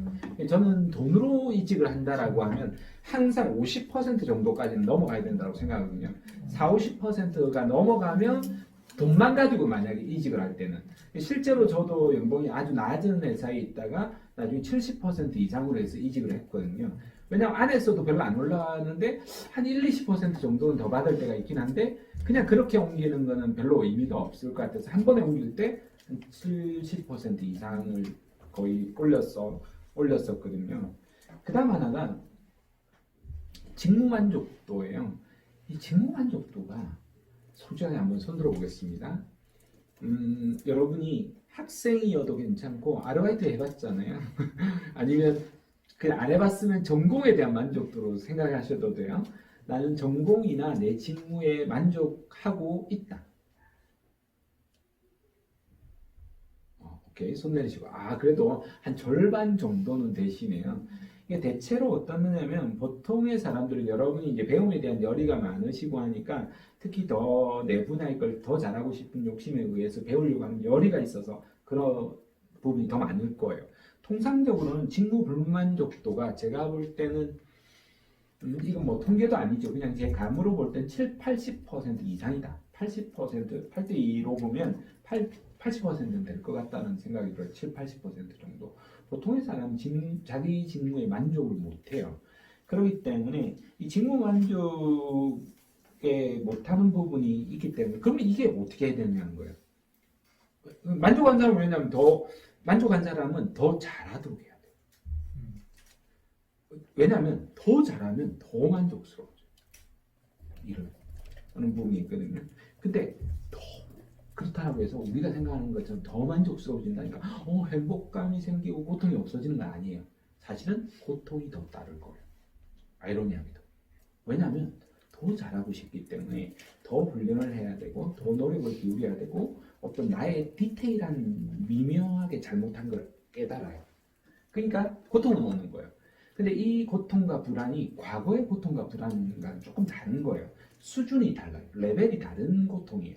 왜냐하면 이건 더 큰 영향력을 끼치기 위한 부분이기 때문에 레벨 급이 다른 거예요. 단순히 어떤 돈을 더 받는 그런 거하고 다른 거기 때문에 그건 감내를 해야 돼요. 낮은 사람들은 어떻게 해야 되냐? 대부분 놔줄 수밖에 없어요. 첫 번째로 이걸 받아들여야 돼요. 첫 번째로 받아들이는 것이 되게 중요해요. 그게 일이라는 것이 기본적으로 만족하기 어렵다. 힘들다. 라는 것을 받아들이는 순간 우리 상담도 마찬가지고 나의 고민도 마찬가지. 내가 그냥 문제가 있는 사람이구나. 이렇게 받아들이면요. 이 문제의 50%는 저절로 해결이 돼요. 왜냐면 자기가 스스로 문제를 인정을 해버리기 때문에 인정을 해버리면요. 우리가 서로 다퉜을 때도 그래 내가 잘못했어. 내가 잘못했어. 이런 게 아니라 그죠? 이거 잘못한 게 아니잖아요. 그죠? 근데 진심으로 잘못했다는 말을 하면요. 이건 뭐 더 이상 비난할 것도 없어요. 그냥 기본적으로 그것만 해결되는 건 아니에요. 인생의 문제는 좀 복잡한 부분이 있긴 한데 한 50% 이상은 저절로 해결이 돼요. 일단 기본적으로. 그러니까 일은 어렵고 힘들고 재미없고 불만족하구나 라는 걸 딱 인정을 하는 순간 일어나요. 그런 다음에 그 다음 뭘 해야 되냐면 해야만 하는 일을 조금 열심히 해보는 거예요. 이 일은 도저히 아니다라고 하면 다른 걸 해야 돼요. 다른 걸 할 때 항상 저는 추천드리는 것 중에 하나가 몸을 다스려야 돼요. 두 번째가 마음을 다스려야 돼요. 세 번째가 일을 다스려야 돼요.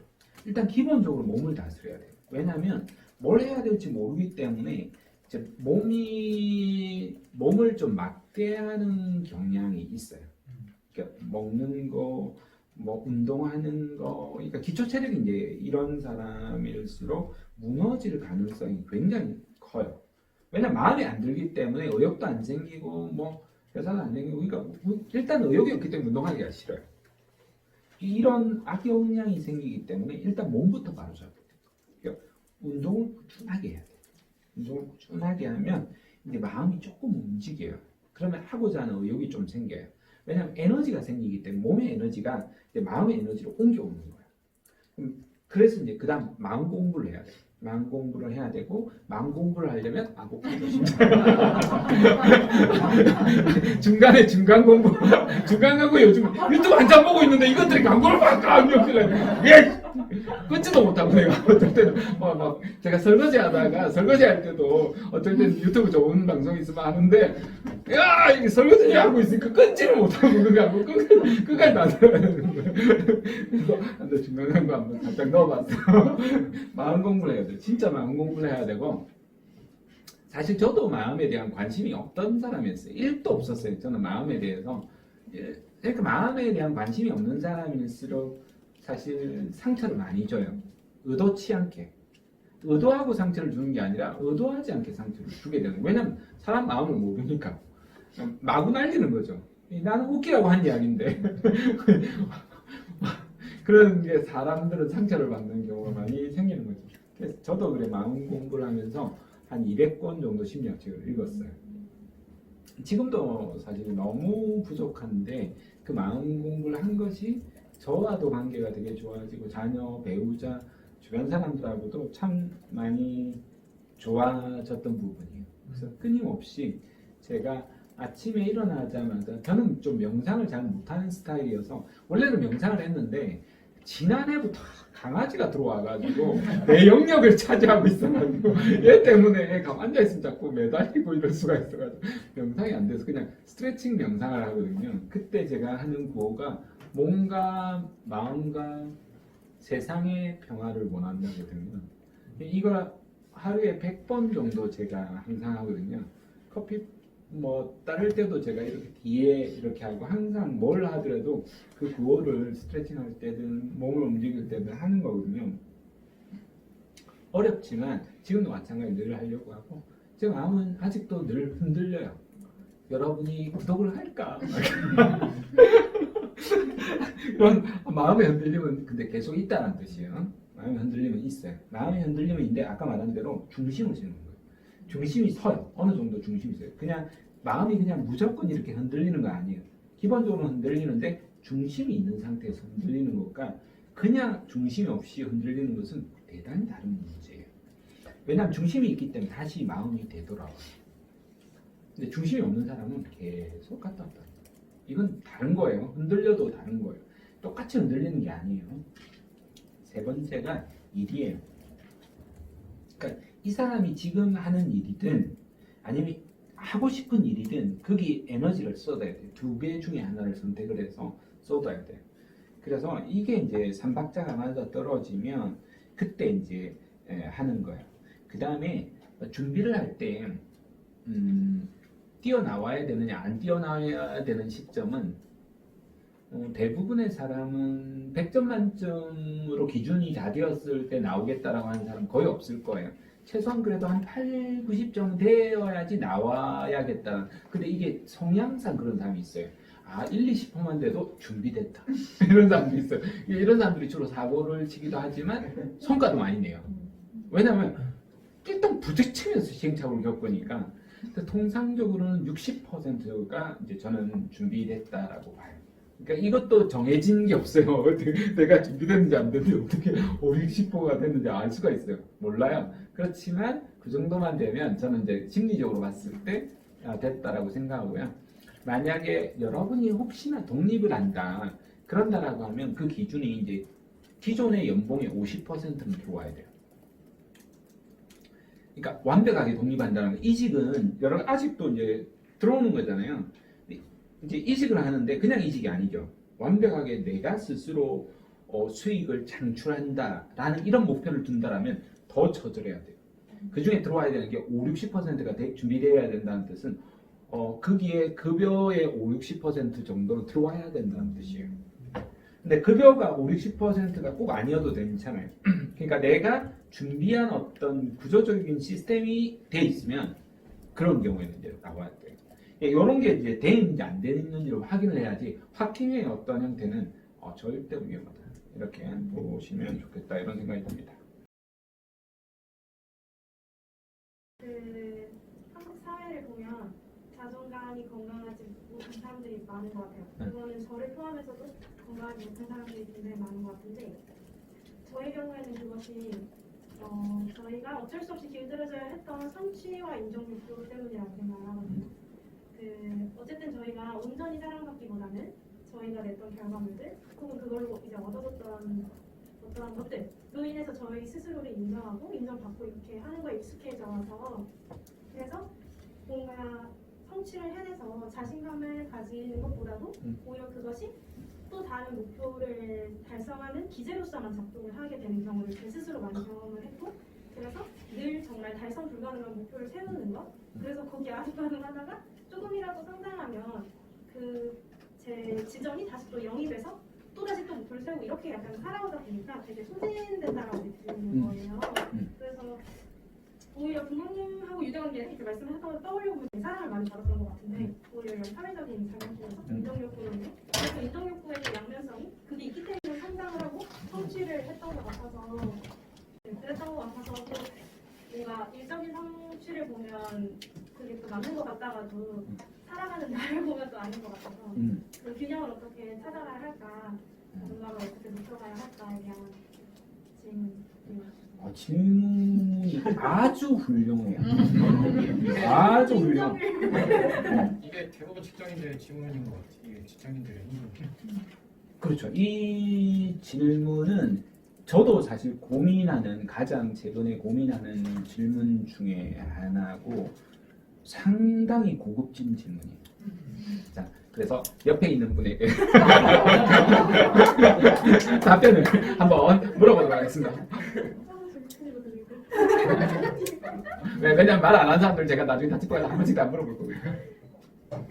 환경은 절대 바꿀 수가 없는 것 같아요. 저희가 이렇게 살아왔던 환경이 어느 순간에 바뀌어지진 않잖아요. 네. 저희가 이렇게 원해도 그런 세상 속에서 저희가 살고 있고 그래서 아까 말씀하신 마음을 다스리고가 되게 중요한 것 같고 네, 네, 저도 무척 많이 고민했네요. 저도 고민입니다. 이걸로 빠져나가는 거죠. 여러분이 제일 끝에 저기 안경 낀 분.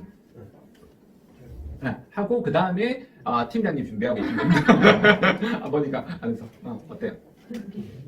뭔가를 제가 만들어낸다 하면은 그걸 많은 사람들이 받았으면 좋겠다, 인정했으면 좋겠다라는 쪽에 올리자마자 이제 드는데 그게 어쩔 때는 욕심인가라는 생각도 들고 그냥 가만히 있으면 아무나 몰라주는 건가? 라는 고민들도 들어서 그 적정선이 어느 부분일까 항상 고민이 되긴 하더라고요.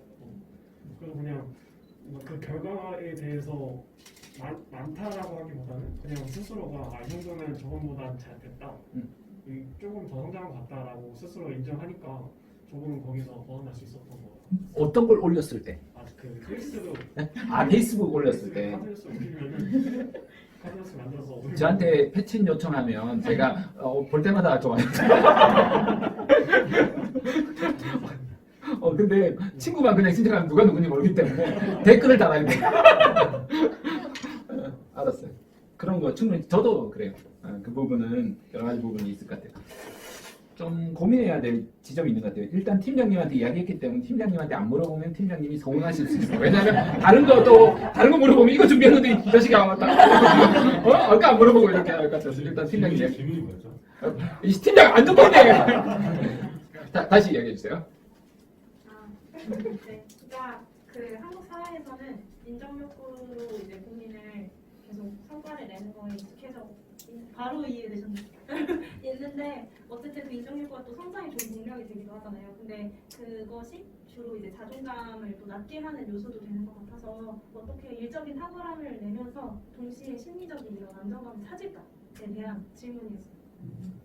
약간 사실 기준은 다 다르다라고 생각을 하거든요. 근데 그 기준이 다를 수밖에 없는 건 경험에서 나오는 거 같다는 생각이 듭니다. 그러니까 본인이 이제 그런 작은 성취에 대한 경험이 자존감이 높아지는 사람도 있을 것이고, 아니면 높은 어떤 성취나 어떤 경험이 또 그 사람의 자존감의 기준이 될 수 있다는 생각이 들거든요. 그래서 지금 드는 약간 개념은 그래서 개성이 중요하지 않을까라는 생각. 네, 각자의 어떤 다름과 그것을 좀 존중해 줄 수 있는 그런 것들이 필요하지 않을까. 근데 팀장님 목소리 엄청 좋으시네요. 감사합니다. 부럽습니다. 저 목소리 좋으신 분들 저도 처음으로 이야기할 수 있는데 팀장님 목소리가 울림이 있는 목소리인데요. 노래 잘하시겠어요? 진짜 잘하실 것 같아요. 지금 말씀하신 것처럼 이제 사실 성취라는 것 자체가 오히려 자존감을 올리는 요인이 되는데도 아이러니하게도 이게 자존감을 또 깎아먹는 요인이 되거든요. 왜냐하면 처음에는 뭣도 모를 때는 내가 뭔가를 자격증 하나 취득하고 취업하고 이러면 자존감이 올라가는데 뭔가 사회가 자꾸 더 많은 성취를 요구하게 되다 보니까 더 많은 성취가 이제 안 따르는 것에 뒤따르는 자괴감이 이제 뒤따르게 되거든요. 저 역시도 마찬가지. 페이스북 올리고 나서 좋아요가 몇 개면 야 이거 왜 이래? 이런 상태로 있어요. 근데 저는 이 자존감에 대해서 참 좋았던 분이 김영태라는 심리학자가 있어요. 가짜 자존감 고나는 사회라는 책을 쓰신 분이에요. 내 책은 안 보고 또 이 책은 보시겠지. 원래 추천한 책들 많이 보니까 저는 이분이 되게 좋았어요. 이분하고 사실은 이번에 선거할 때 청년당을 같이 한번 창당해봤으면 좋겠다. 청년당이 있긴 하지만 새로운 진짜 그런 생각이 들어서 이분이 청년들 위해서 되게 심리학하고 여러 가지 이야기를 많이 하세요. 아웃사이드 심리학자예요. 학계에 있는 심리학자가 아닌 분이고 되게 좋았어요. 저는 이분 강연하는 것도 본인이 이렇게 올려놓으셨는데 참 좋았어요. 이분이 이제 왜 가짜 자존감을 권하느냐면 사회가 기본적으로 물질 만능인 거예요. 성취 만능인 거죠. 우리 사회가. 자유경제주의를 진보든 보수든 모두가 추종하는 나라는 우리나라밖에 없다라고는 이야기를 어제 라디오 뉴스에서 들었거든요. 이건 뭐 진보 보수 아우를 거 없이 모두가 스스로 각자가 알아서 생존해야 된다, 시장에 맡겨야 된다라는 것은 대단히 위험한 발상이다. 이런 말씀이 이제 어제 뉴스에서 기억이 나는데요. 근데 이제 이분의 전 참 공감했던 것 중에 하나가, 저도 이제 항상 수업할 때 제일 중요하게 생각하는 게 마지막 수업이 자존감이에요. 근데 너무 중요해서 마지막에 안 해요. 딱 한가 앞에 땡겨요. 왜냐하면 요거는 마지막에 기업 인재상 하는데 요거는 날라가더라도 자존감은 안 날리기 위해서 한가 앞으로 땡겨서 하거든요. 아끼지 않고 제일 중요하게 생각하는 이유인데요. 그래서 개인적으로 자존감을 높이는 방법들은 이제 심리적인 부분도 있고, 스피치 말하는 기술을 높이는 것도 있고, 외모를 조금 당당하게 웃으면서 표정을 밝게 이렇게 당당하게 걷는 것도 있고, 원더우먼 포즈도 있고, 슈퍼맨 포즈라든지 이런 것도 있겠지만 여러 가지가 있겠는데, 궁극적으로 제일 중요한 게 뭔가 이렇게 바라볼 때는 성취를 해도 항상 좀 허기짐이 있거든요. 근데 뭘까라고 이렇게 바라볼 때 그 안에 이 사회를 위하는 마음이 있느냐 없느냐는 거예요. 그러니까 나의 성취만을 생각하기 때문에 이건 계속 굶주릴 수밖에 없는 거예요.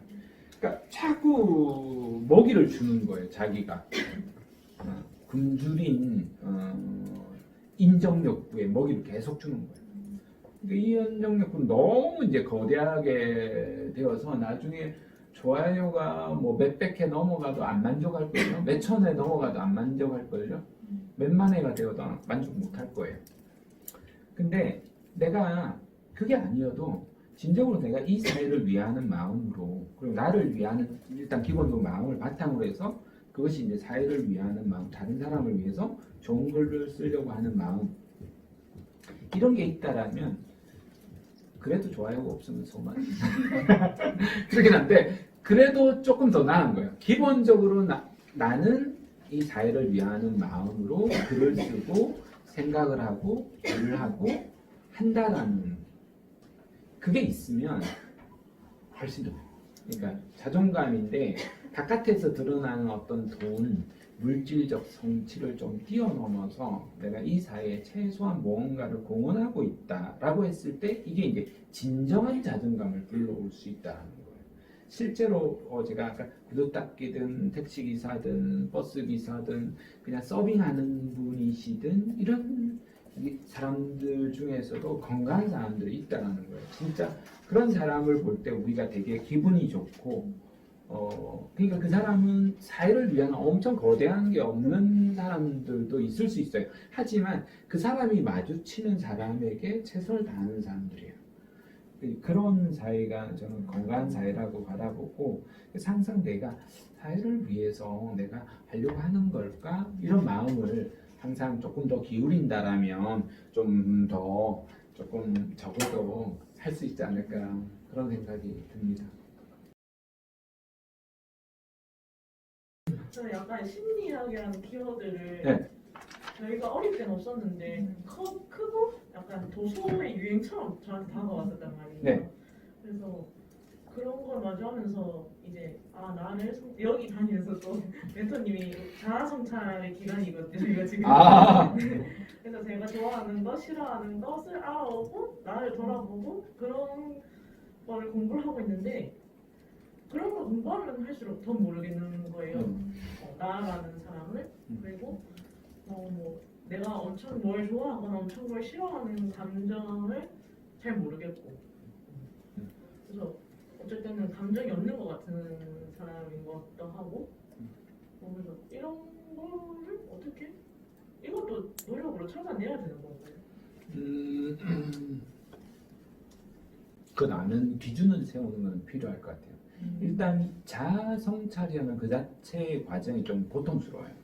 그러니까 어린아이들은 어렸을 때는 자기밖에 모르는 세상에 살아가고, 대단히 중요한 거예요. 자기의 존재에 충실할 수 있기 때문에.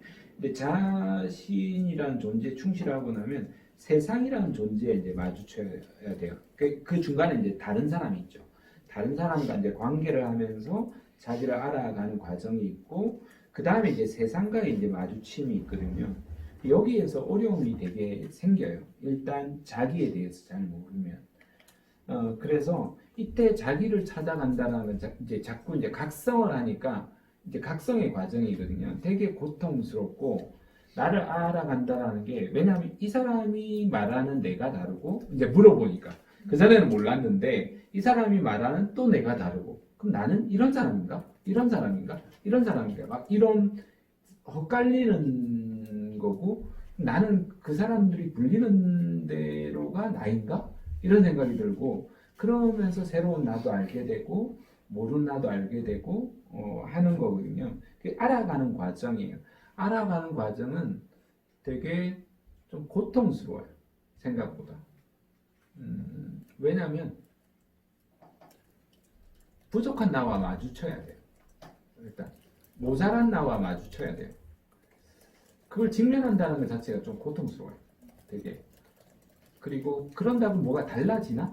일단 이런 생각들 때문에 자기 성찰을 깊이 있게 못해요. 대부분의 사람이. 왜냐하면 되게 재미없고 번거롭고 뭐 그거 한다라고 모두가 알아주는 것도 아니고 사람들이 나를 흠집내고 험담하고 부정하고 오히려 자존감이 높았는데 자존감 깎아먹고 막 이런 자존감가 더 내려가는 게 아닌가? 이런 생각을 하는 거예요. 근데 그런 것도 경험이에요. 그러니까 그것도 한번 겪어보는 거예요. 근데 진짜 성숙함은 우리가 인간이 모든 부분에 만족하고 다 잘하면 좋죠.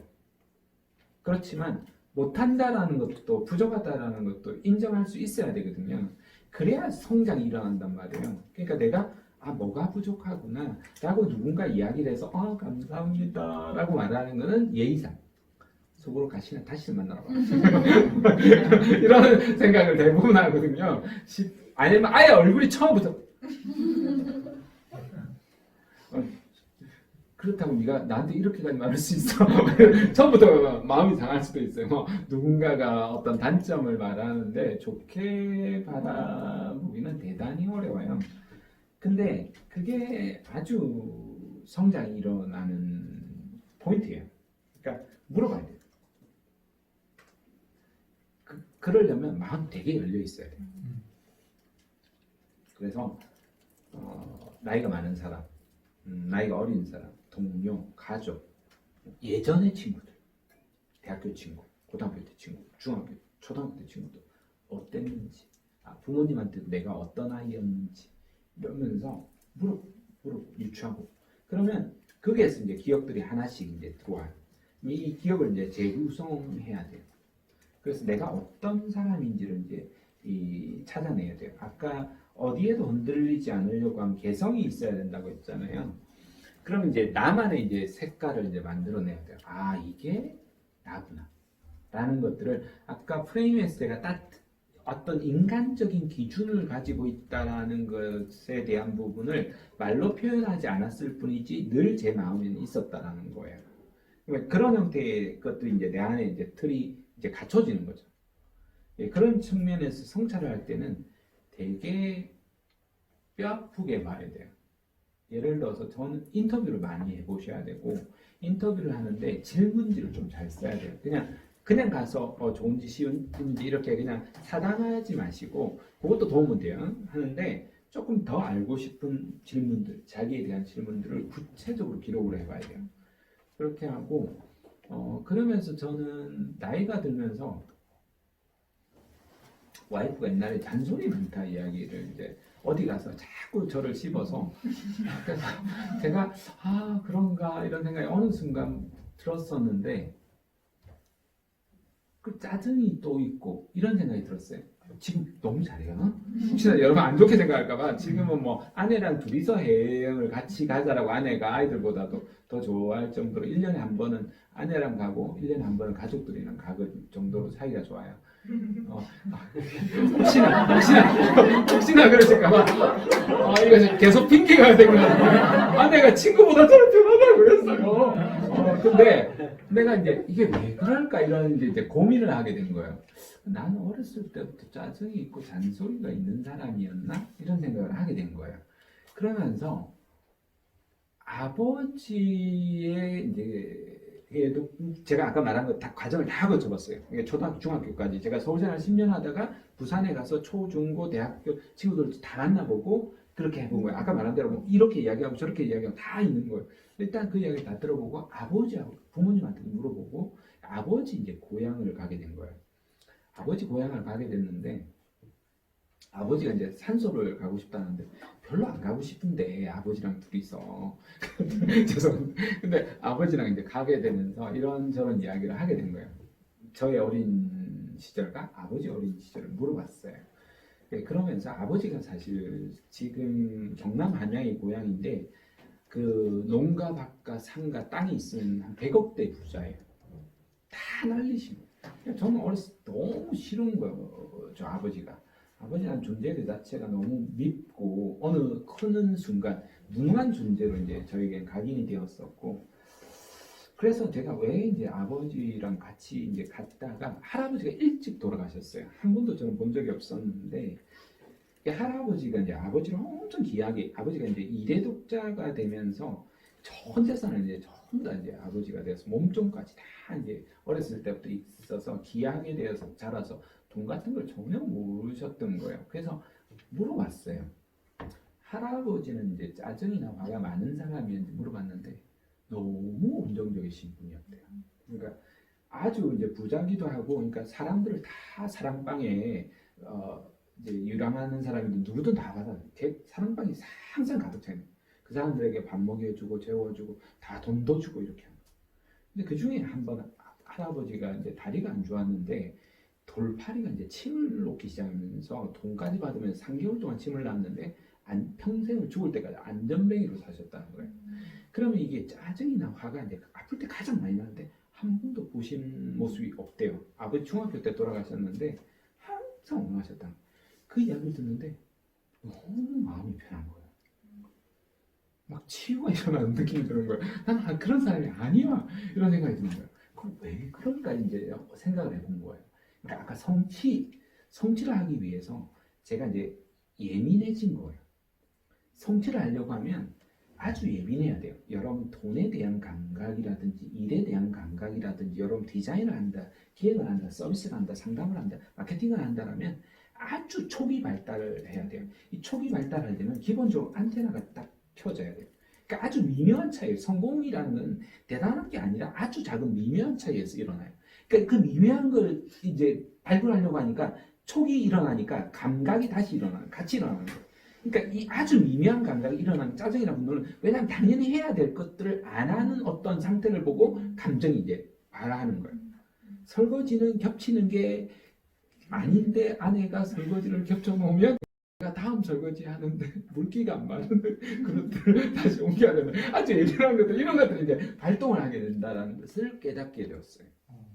그러니까 그런 것들이 이제 하나씩 일어나니까 아주 이제 제 감각도 유지를 하면서 왜 그런가라는 그래서 안테나를 켜야 될 때와 꺼야 될 때를 구분을 해야 되겠구나라는 걸 알게 된 거죠. 그러니까 본질적으로 그런 사람이 아니다라는 것에 대한 깨달음 이런 것들 인터뷰를 통해서 얻었고 그것이 저에게는 엄청 큰 위안이 되었어요. 지금은 아이들한테도 엄마가 더 잔소리 많이 한다라고 하지 아빠 보고 잔소리 많이 한다는 이야기 안 해. 그 정도로 많이 필 정도로 했기 때문에 여러분 계속 오해를 하실 것 같은데 여기까지 오늘 해도 되겠습니까? 수고 많으셨습니다. 감사합니다.